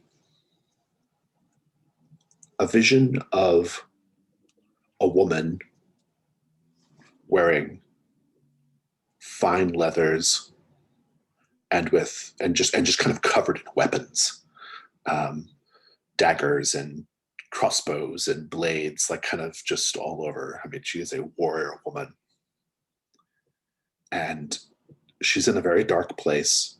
Her back is up against a wall, and she's also praying. And she's saying, if anyone out there can hear me, if there be gods who can hear me in this place, I need your help. I have had to do so many terrible things to survive here. If you receive this, find me. Please find me. That's it. What are you thinking right now? I think that seeing this person in peril, and I think Nima's very conflicted about this pull between the sisters and Sarku. But I think that seeing this person who is in such obvious need of help has kind of steeled my resolve. Any question I had about whether or not I was going to go to the Hall of the Blood King, it's gone now. Nima is ready to visit this place. Interesting. Let's cut over to the halls of Lord Craydon, is it? Cadron. Adrian. Let's paint the scene a little bit. So, Vanek's in Lord Cadron's home. We haven't seen Lord Cadron's direct living quarters too much, really. But I think he's probably a very wealthy man. Is that fair to say, Vanek? He's well off. He's a noble. He's got his name, his titles, his lands, and I see him as having a modest home for himself. He tends to take relatively good care of his vassals and territories. I like it. That's great. So let's have this question posed to the table. Everybody can answer. Lord Cadron lives a modest life for himself, and yet there is an undeniable indication of quality with everything in Lord Cadron's home, right? It's like that kind of, when you're very wealthy, you buy simple, long-lasting things, right, as opposed to flashy things, right? What do we see as the camera kind of pans around that kind of emphasizes this sort of restrained luxury on Lord Cadron's part? I think the portraits hanging around are of incredible quality. So he's chosen to put his money in art, things like that. Yeah. I think that like we see him maybe sitting at like a dinner table, and like all of the plates and like silverware and everything, they aren't like ostentatious or made of like a particularly luxurious metal, but like none of them are dented. All of them are like flawless and perfectly polished. Yeah, it's good. Vanek?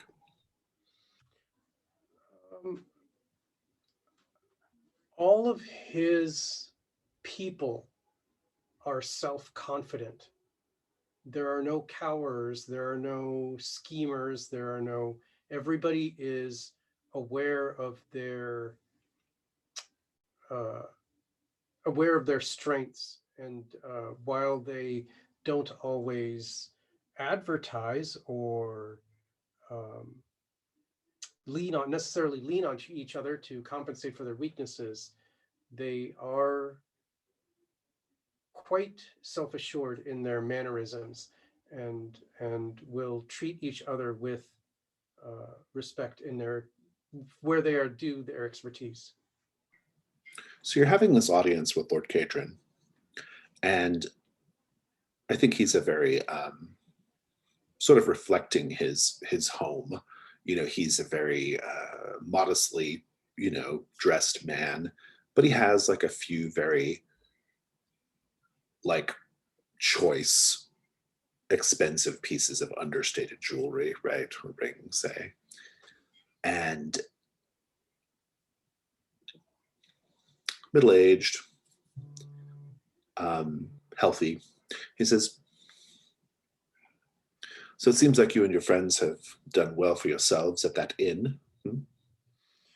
Indeed, there was that bit of nastiness about a year ago with the whole Holstein thing. Yes, the rebel Lord Holston. He is, well, no more, I'm led to believe. This is true. And I have a bit of a confession to make on that front. We did explore the last time I was at the inn. I did happen to travel to the Holstein estate to see if there was anything the soldiers may have left behind. And it turns out that we discovered the body of the Lord himself. And I have cause to believe at this time, I'm actually quite concerned for the rest of us here. I have cause to believe that there will be significant unrest in the area. And I did not know whether it was appropriate to bring this to the king's attention or perhaps to the king through you, but at the very least, I wanted to ensure your safety in the next few days. I certainly appreciate your thinking of me, Vanek. And I will confess to you as well that I have lately been having dreams that I can only describe as they are blood dreams. It is as if the world is drenched with a slick of blood, though whose blood I have no idea. Sometimes when I sit very still and close my eyes, I just see red, deep, glistening red. I don't know what it means, but I think you're right that there is something terrible on the horizon for us all. Vanek appears crestfallen at this, he said, and he says, I'm truly sorry, my lord. I do not know if there's any place that we can run to, but I know it, whatever the place is, it must be far from the cursed Holstein residence. The Lord himself professed his innocence to the very end. I was not there. I simply read his final scribblings. He stated that he had never gone up against the king, and someone had spread lies about him and promoted his complicitness in betrayal. But it was never him. So someone is seeking to upend the kingdom at the very least. And as I said, I don't know how far you can run to be safe, but perhaps this will all be, for the short time that it takes for this to be over, perhaps it is best if we protected ourselves. I do not intend to run, Vanek. Running is not in my nature. I think we should meet whatever this is as head-on as we're able to. You're there, and if there is to be some sort of terrible event or blight upon the land around Holston Hall, I think you should stay there and at least report back on what you see. As you wish, my lord. Thank you for bringing this to me. And he kind of claps your shoulder, and we'll just cut the scene there. Okay. And so, the night of the 666th blood moon arrives. The moon is so large in the sky, it practically dominates the sky. As it sort of comes into view, as the sort of twilight slips into darkness, it creates almost like a terrible backdrop for silhouettes of the trees of the forest, right? Like it's just this big, enormous, round, blood orange sort of color.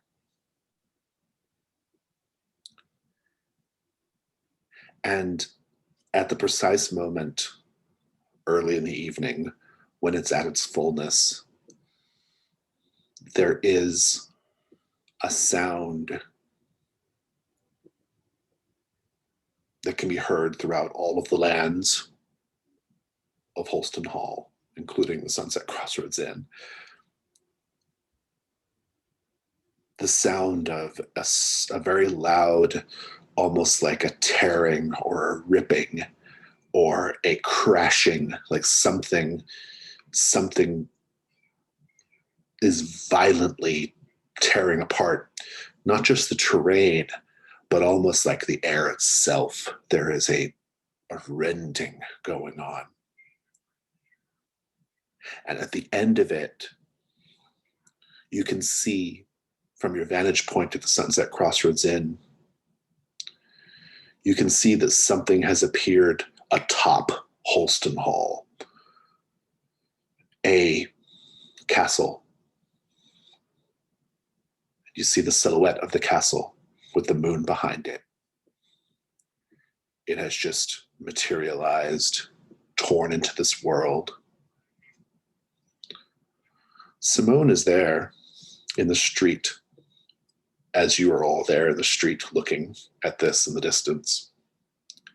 And she says, quite an unguarded moment, with Vanek and Nima being there, she says, "The Blood King has arrived, and he is here to collect his due."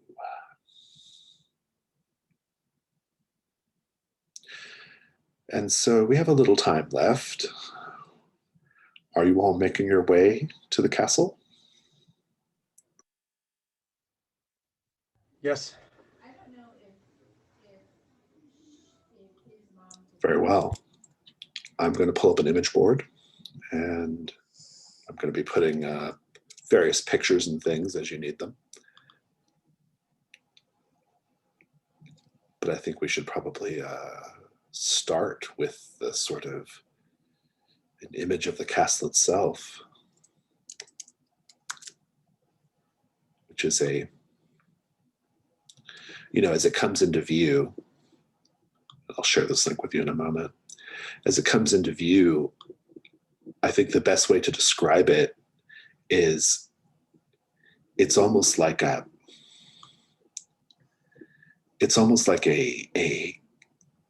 HR Geiger-esque structure. It is metal. It is organic. It's a combination of organic and the mechanical, right? All kind of fused together. And it has this sheen to it. It's glistening in black, but occasionally a wave of red passes through it. And it is a terrible sight to behold. Let me share the image with you here as I put various things on the image board.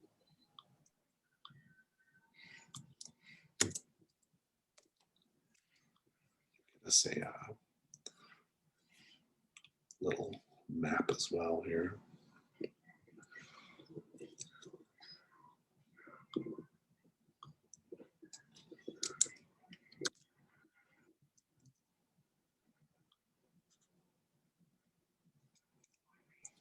Yeah, that's not unsettling at all.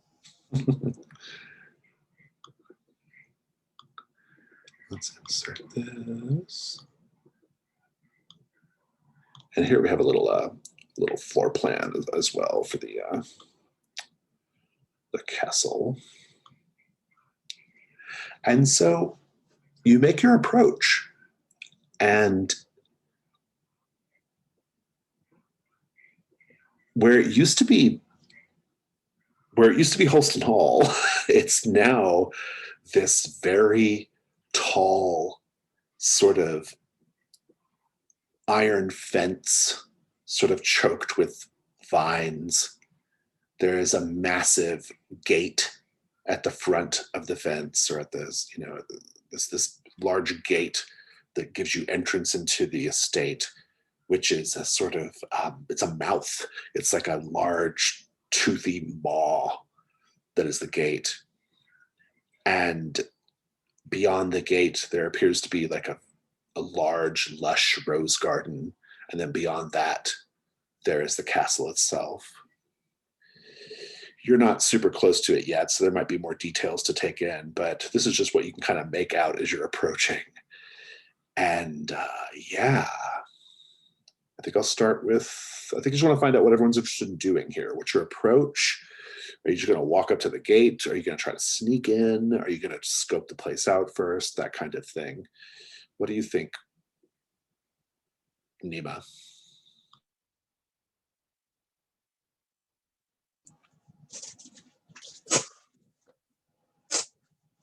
That's a really good question. I think that Nima in this moment, is probably likely to change, but like the images she received from her prayers, I think have emboldened her to a point where, like, unless she gets any kind of indication from the rest of her companions, like, she is pretty boldly approaching, like, right down the path. Yeah. What about you, Tris? What do you think?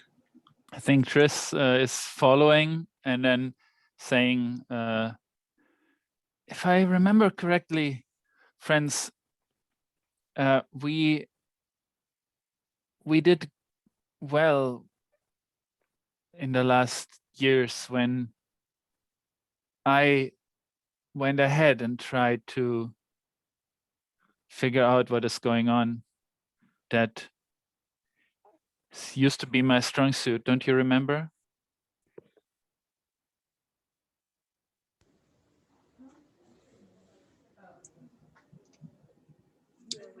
I think with that, like, it had like it's weird to think about this because it's only been a few months in real world time. But like legitimately, it has probably been about 2 years since we've done like an adventure. It's been 3 years. Yeah. So I think Nima did actually kind of forget that, and then like will like catch herself and like slow her pace and let Triss move in front of her. What about you, Vanek? What are you thinking right now? Much like a rat, Vanek would much rather prefer to stick to corners and edges and not be taking the straight and narrow up to the front door. And so he's looking for any other way other than walking down this path. And he doesn't respond to Triss at all. He's frantically looking for anything that will get him out of the open. I like it. So there is a set goal here. And at this point, burdens are back in play. So now you have to meet your burdens before you can go back. And the set goal for the sort of exterior, beyond the exterior of the castle, on the other side of the fence, that is, the side you're on, the set goal is to gain entrance into, I wrote it down, give me a moment.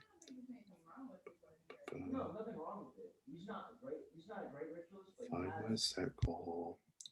Gain entrance to the Garden of Roses. Okay. You can see the Garden of Roses beyond the gates, but you just have to get in there. Let's start with Vanek. I think Vanek looking for an alternate approach is probably a good thing to do first here. And so give me a hunt roll. How are you doing this? And we know what you're trying to find, but what's your approach? Or what's your method here? Let's see. I'm just looking at the pictures that we have available now.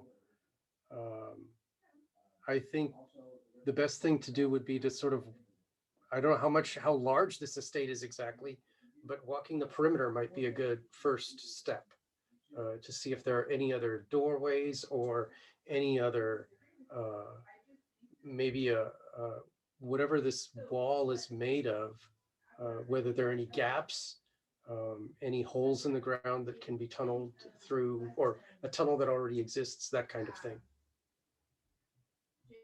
I think that's a great approach. Make a hunt roll.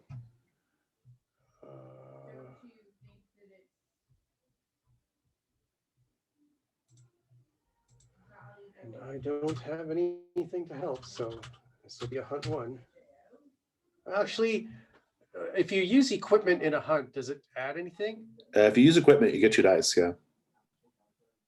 That crowbar might be a good thing to poke around with. Sure. Yeah, let's do that.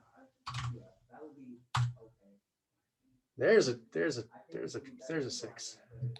Yeah, you get your token. I will tell you that you do.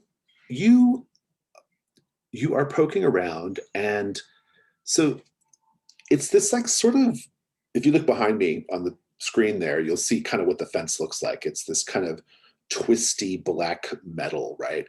And it's very it's very kind of like in the image you can see, it's kind of like lace, and there's not many gaps that you can fit through. There are no gaps you can fit through, right? It's very tightly kind of, maybe an arm or a hand, but nothing more.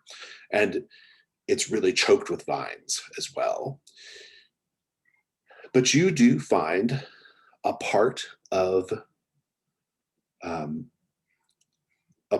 fence on the eastern side where the metal shafts are kind of broken and twisted. There is a skeleton wedged in that space where the metal bars are twisted and bent. But, clear the skeleton out and you could probably slip through pretty easily. Let's cut over to Triss. So Triss, you said you were kind of going ahead to scout out as well, but you are kind of more in the front, right? Yes. Yeah, I think I might. So we are outside of that vine perimeter, right? Not yet inside the garden. No, you're not inside the garden yet. That's the sickle. So I think Triss is going to use his grappling hook and rope to try to climb up that perimeter fence, wall, whatever. Okay, so help me out here. Are you like going around to like another side, or are you doing this from the front? Like where? No, I think so what does the front gate look like when we come closer? When I come closer. Yeah, make a hunt roll. Let's see.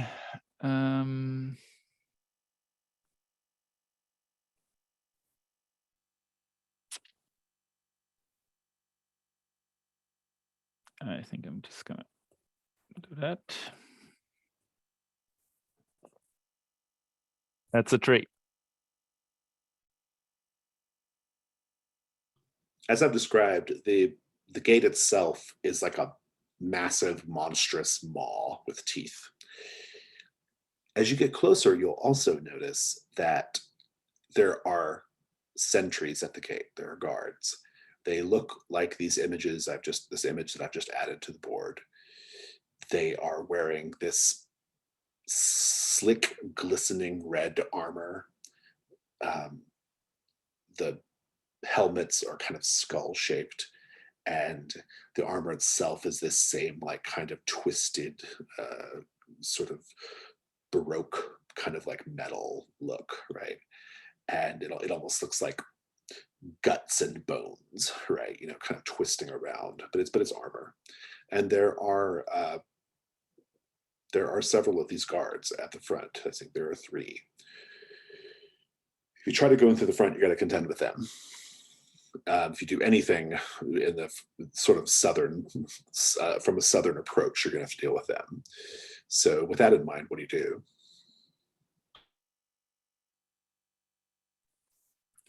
I think, well, let's see. I was about to say that Triss is here to pay the blood tax, but Simone said that is her thing to do. So I think that's basically like Triss always was that, upfront and kind of brazen. So that's like he's already walking up to them with this in mind, like, to just go up there and say like, I'm here to pay the blood tax. And then in the last moment, he remembers that Simone told him that is her thing to worry about. And so I think, but now he has already kind of walked in front of them, and now he stands there. And I think what he says, he walks up to them and he says, I'm here to give my regards to the Blood King. This is the night to do this, right? Nima, what are you doing right now? I think I'm coming up. I gave Triss a good amount of lead. And like as I get a little bit closer and see that like he is walking brazenly up to these sentries, I think that, which is not what you discussed, right? Yeah. Did I see which direction Vanek went in? Sure. I think I don't want to completely leave Triss on his own, but I think like I'm gonna move off the path, kind of heading in the direction that Vanek headed in, and then stop still a little ways out to where like I can see still see Triss before following Vanek entirely. So Triss, the guard says, present your invitation.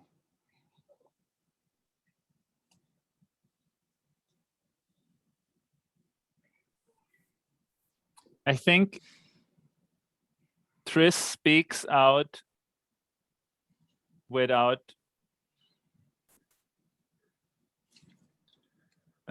realizing that he does this. Like basically it speaks through him. He says, Lady Holston. Present your invitation or be on your way.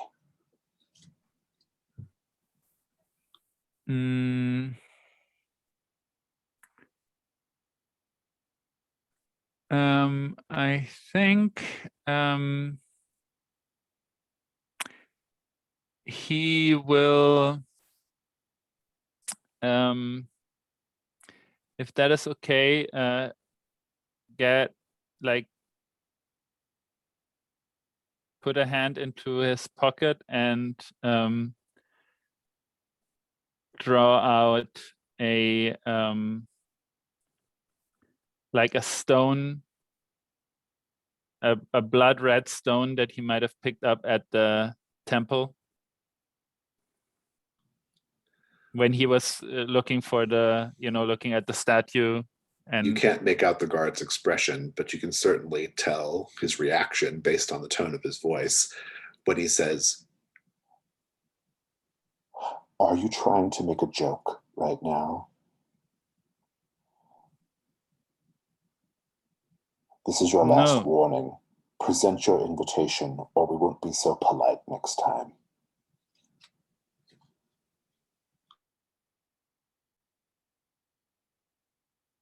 I was not invited. Then be on your way.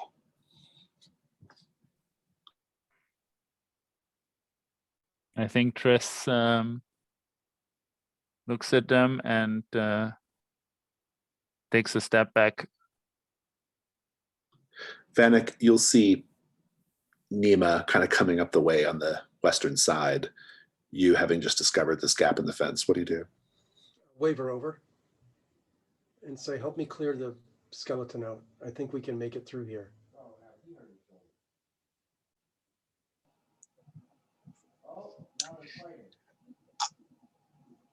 I think like I would hold up like a just wait 1 second as I'm kind of watching what's going on with Triss. I want to like, if I can, kind of like get Triss's attention and like point in the direction of Vanek and just like let him know like we're over here. Yeah. And then I would go over and help Vanek clear the skeleton out. You can clear out the skeleton fairly easily. A good hard tug will sort of free it from the tangle of vines and metal. Then what? If there's actually space, well, the first thing I want to do is, because of my level of paranoia, is make sure that as I'm pulling it out, the vines don't really move with anything but my own force. They're not moving on their own. Like this isn't some giant jaw that's going to clamp on me when I step through. Make a hunt roll. And I'm pretty sure I don't have any relevant skill here, but let's take a look. Yeah, no. Layers is a really big stretch, so I don't think I have anything.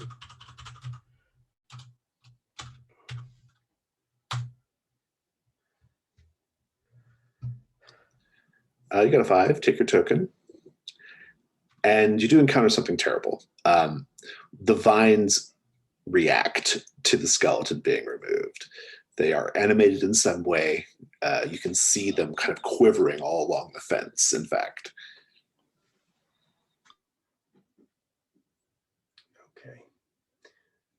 So if I remember rightly, the skeleton there was blocking a way in. The skeleton out leaves a way open, but the vines are animated. There's just one skeleton, and Right. it's then the vines are animated. Yeah. Yeah. That skeleton was going in, by the way. Yeah. Triss, once you get the cold shoulder from the guards, what do you do?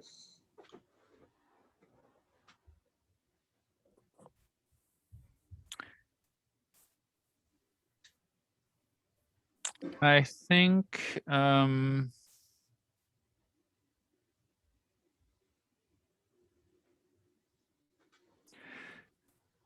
Triss walks back to the perimeter of the woods, like that, surround what used to be Holston Hall, and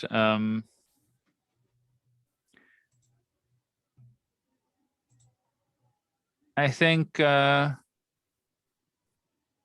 tries to through like watching the guards, whether they follow, like whether it seems that they are still looking at him and so on, and then I think he tries to slip over to the side where the other two are. You can. They're just standing looking straight ahead, so. And I think he wants to join them at the side, and like and when he arrives there, he will say like, these guards don't seem to be expecting us. They think we have no business here, or at least I don't. But I'm sure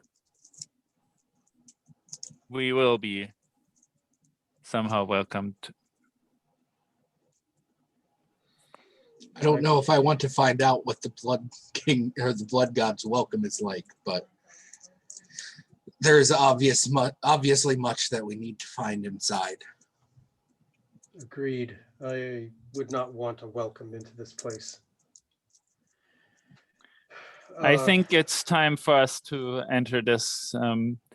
I think Triss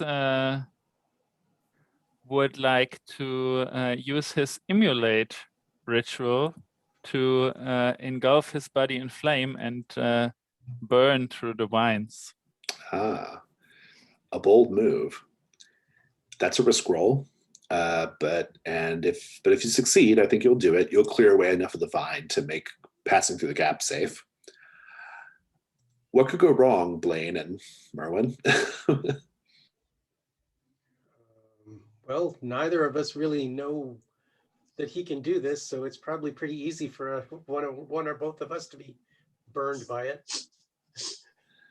I would suggest that, like, you I think you might just get the attention of whatever's on the other side of the fence, right? So yeah. So maybe like the way it sounds like immolate works, like Triss is protected from the fire that he created, but if he catches all of these vines on fire, that could be fire that he is not protected from. Interesting. So let's take a look at your dice. Do you have a skill or a piece of equipment or the environment that you think would be exploitable here? Well, I mean, acrobatics to kind of move through the vines, I'm not sure. That's might be a bit of a stretch. I mean, because there's not much there. It's just like a gap, right? I think well,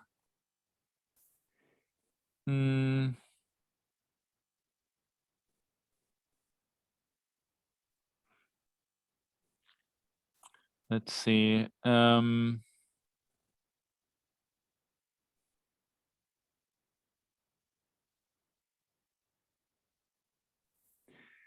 Yeah, I think to do this, Triss is he says something like I said, we will be welcomed, and it seems that I learned a couple of new things when I spent some time in the little library that we built up in the inn. He takes out a pot of tar and kind of puts some on his arms. That's and good. So you got yeah. one light die. And Devil's Bargains.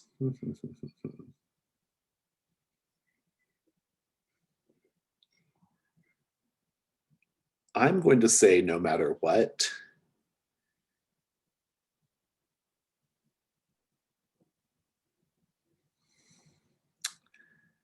If you want my die, no matter what, you are Lady Holston's blood tax.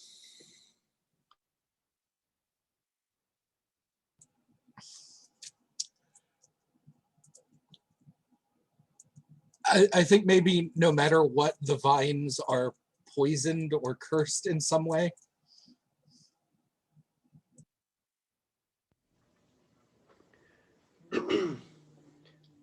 So for my Devil's Bargain, you know that opening credits visual of Mission Impossible where they light a fuse? Well, if you light the vines, I figure your immolate being a ritual is powerful enough to basically send all the vines lit all the way around the castle. One the short way, one the long way. And you will definitely get people's attention. But all the vines will be gone. Fun. Do you want any of these dice, Tris? Also, I'm willing to note Nemo would be willing to help out here on this roll. Yeah, if you need the help, you can take it. So Tris, what do you think?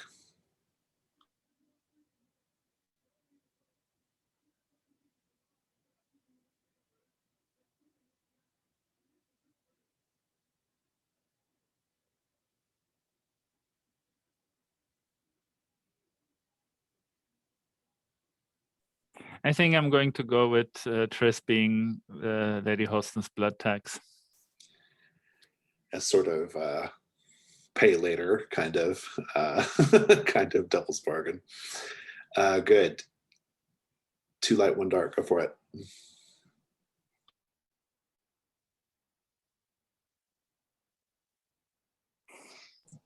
Well, with a roll like that, you don't need my help.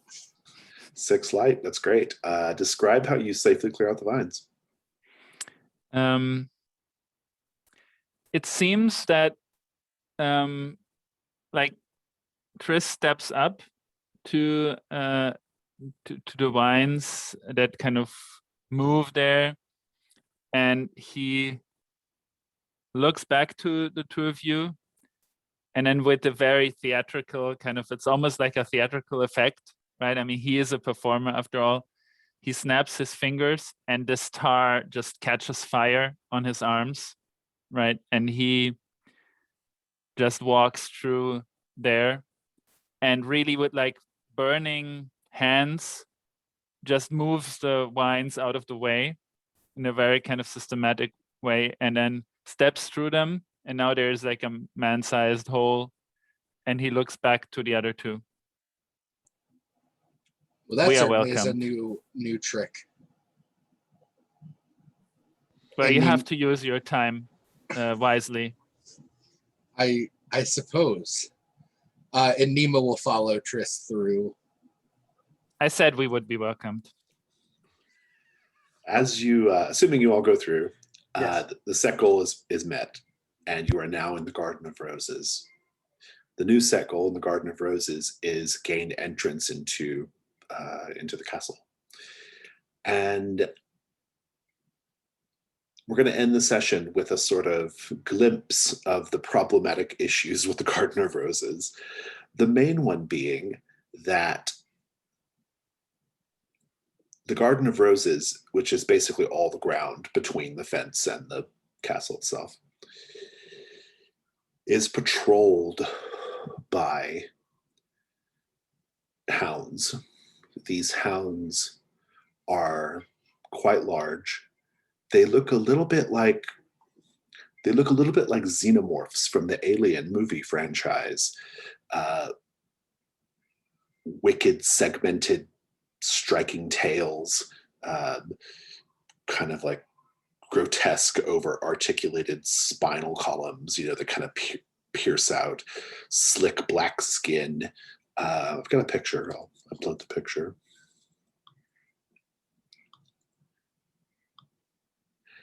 They are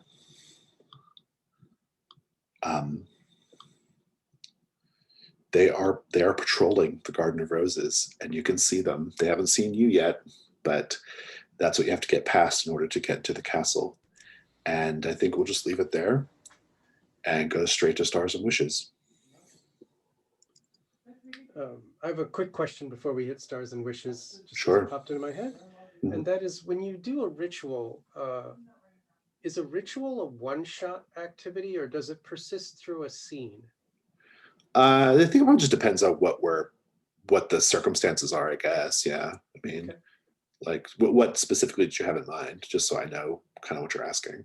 So I have delay, and the first, I'm always looking for a way to use it, and I haven't really found one yet, but This sounds like a good one. yeah, and I was wondering whether it would be, if I were to choose to use it as part of navigating through the Rose. Would it continue being a thing? Yeah. Correct. So as you walk, things sort of rewind around you periodically. Yeah, so it would, and here's why. It can be because you basically set the stakes, right? So if you say that the stakes are, it sort of creates this aura of delay that allows us to navigate through the garden, then it would do that. If you set the stakes at something smaller, then it would do that. The trade-off is basically the higher you set the stakes, the sort of higher I set complications and blowback, right? So yeah, the answer is yes. It's kind of up to you. So. Okay, thank you. You're welcome. Stars and wishes. Stars are things you enjoyed about the session. Wishes are things you hope to see next time. Whoever wants to go first, take it away.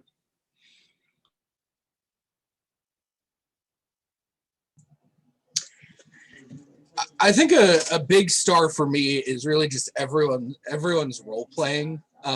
In particular, like we've reached this weird point where like there's a lot of the party kind of being at odds with each other, or like we're all kind of going in weird different directions.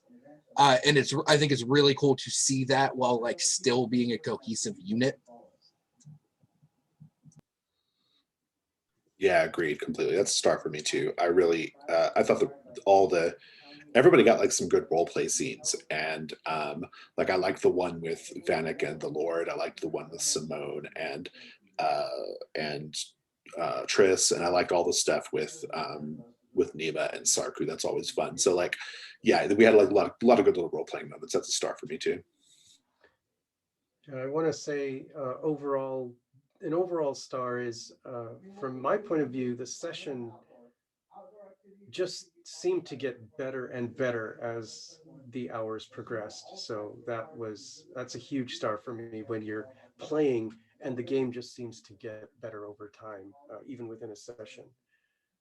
I did want to express a sort of curiosity, though, in the way that the game is run and how I feel and how maybe projected my feelings in one case. And that is that when we run in this, when you give us all an opportunity to act, and you cut away and somebody else gets to do something, I have sometimes felt that, oh, I would have done something like that, where, but I was cut away from, and it's not my turn now. And I felt like I had done that to Triss today, when Triss was supposed to go out front, but I had first dibs on the action around the hedge. And I was still super pleased that Triss came up with something else, but I was super conscious of that interruption and trade-off of priority that sometimes happens. And I don't necessarily know how to fix it, or even if it needs to be fixed, but I did want to point that out. Yeah, it's an interesting point. I mean, for me, I'm obviously the one who's making those calls when I cut to people and say, well, what do you do? What do you do? Let's do this, let's do that. And for me, I kind of like view my role as sort of almost like the director of the movie. It's like, okay, everyone speaks, everyone says what they want to do. And with all of that input, I'm now going to go with what I think is the most fictionally interesting approach right now at this moment, right?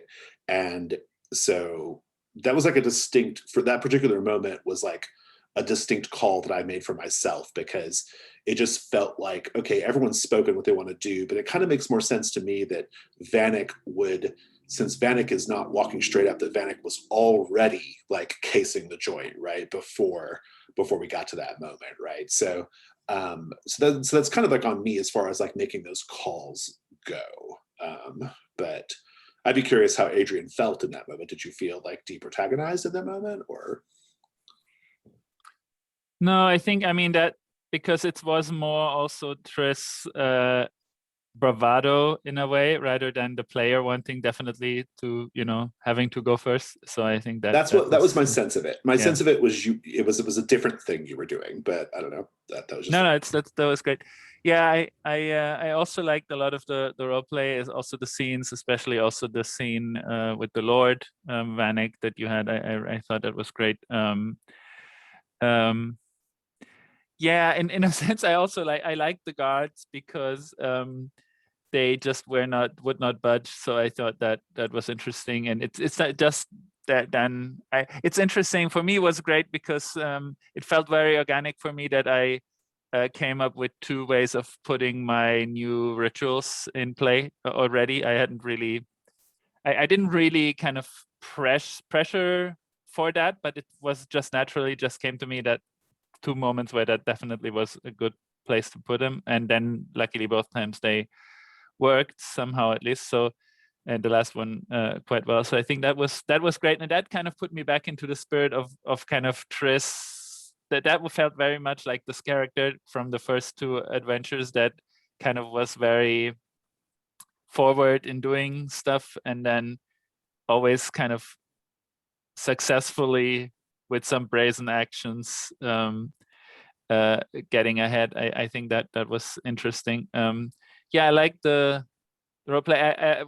Of course, a big star for the selection of this adventure, which, like you said, fits perfectly with where we are at. So I think really that's really great. Yeah. Someone recommended it on Twitter, and I was like, Blood King. Okay. that tracks. That tracks, yeah. I was like, and I didn't know if like maybe they had watched the series or something, or I don't know, but they made a good recommendation. The moment with the guards was super interesting because I'm normally like super open to like, okay, if you have a cool idea, I'm willing to roll with it to see if it works, But in this case, there's a really specific thing that the guards are looking for, and it was kind of like no getting around it, Incidentally, you all had that specific thing, but you still went through the fence. I kind of assumed it was the coin. It's the coin, yeah. But at the same time, I don't think Nima wants to give that up. So like, there was a moment where I almost was like, all right, like if I hear what the guards are saying to Triss, like I'll go up and give it to them. But then I was like, with Nima's weird stuff right now, I don't think she wants to give that up. In a certain way, I think it also fits because kind of because I had this feeling at the beginning of the session that Nima that Triss would somehow be changed through all of this now and really be more into some kind of occult, kind of, which is not totally his thing. I think his because before, I chose the hospitality ritual, right? And a very much like non-occult in a sense kind of rituals before, and also with the skills and so on. But now somehow he has moved into this direction. And for me, I think now the last half hour, I think was great in the sense that his like basically kind of talking his way in with this kind of brazen, I was invited or I'm here. That's kind of the old Triss, but somehow that didn't work. So now it's kind of, this like, or with this kind of occult fire, okay, let's go into the side. I think that was kind of interesting for me with this kind of progression of the character. I'm going to throw out a wish.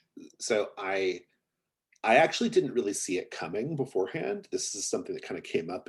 It occurred to me in the scene that I was having with Vanek and Lord Kadrin, and I think my wish is, I feel like there's something there with Lord Kadrin. I don't know what it is yet, but having blood dreams, sort of omen about the arrival of this castle. I just feel like Lord Kadrin has to get in there somehow. I don't know what it looks like, but I'm intrigued to make it happen, or maybe one of you all makes it happen with the Devil's Bargain. I don't know, but he may not be the only one having dreams. That's actually, and another wish of mine is, this is a conversation I had with my Saturday group, and which I've been playing with that group for a really long time. And one of the things that we started to collect after a while in that group was like this running list of like dangling plot threads, and I kind of told the group, I was like, hey, unlike other fantasy games, you all have a lot of agency in this game to like add story elements, right? Especially through the scroll and the Devil's Bargains. And so you can take those dangling plot threads and weave them into your Devil's Bargains. Like if you can find a way to bring that thing in, it's just as much on you as it is on me, right?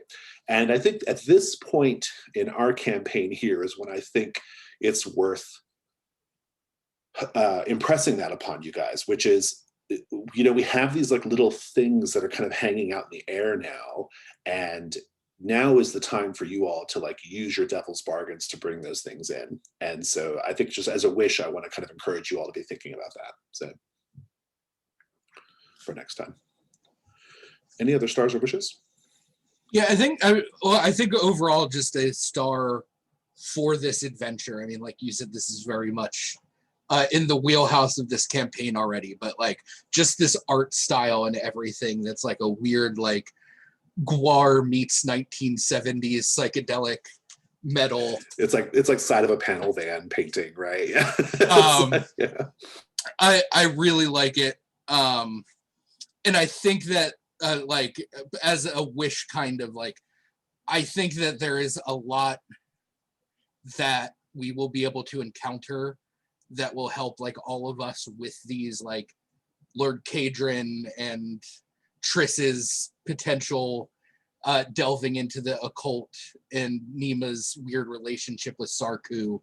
Like I'm really hoping to see all of those kind of pushed forward in this weird, creepy blood castle. Yeah, we have some great opportunities to bring that stuff in. Lady Holston, we got opportunities to hell. We could even like bring in Jared Akun, right? I mean, she's dead, but maybe there's some like fallout from that still. I mean, there's just like so many. I think there's just like a lot of opportunity in this place to do stuff like that, and I think it could be really fun. So, but even if a lot of that stuff doesn't come in, the dungeon's really badass, so it'll be really fun just on its own. But I think the art really looks like if Morkberg was not done by like death metal, but rather like psychedelic. That's kind of... Yeah, it's like Morkborg, but like prog rock, right? Like kind of Morkborg. Yeah, that's great. Anything else before we go? I'm kind of wishing Vanek would survive.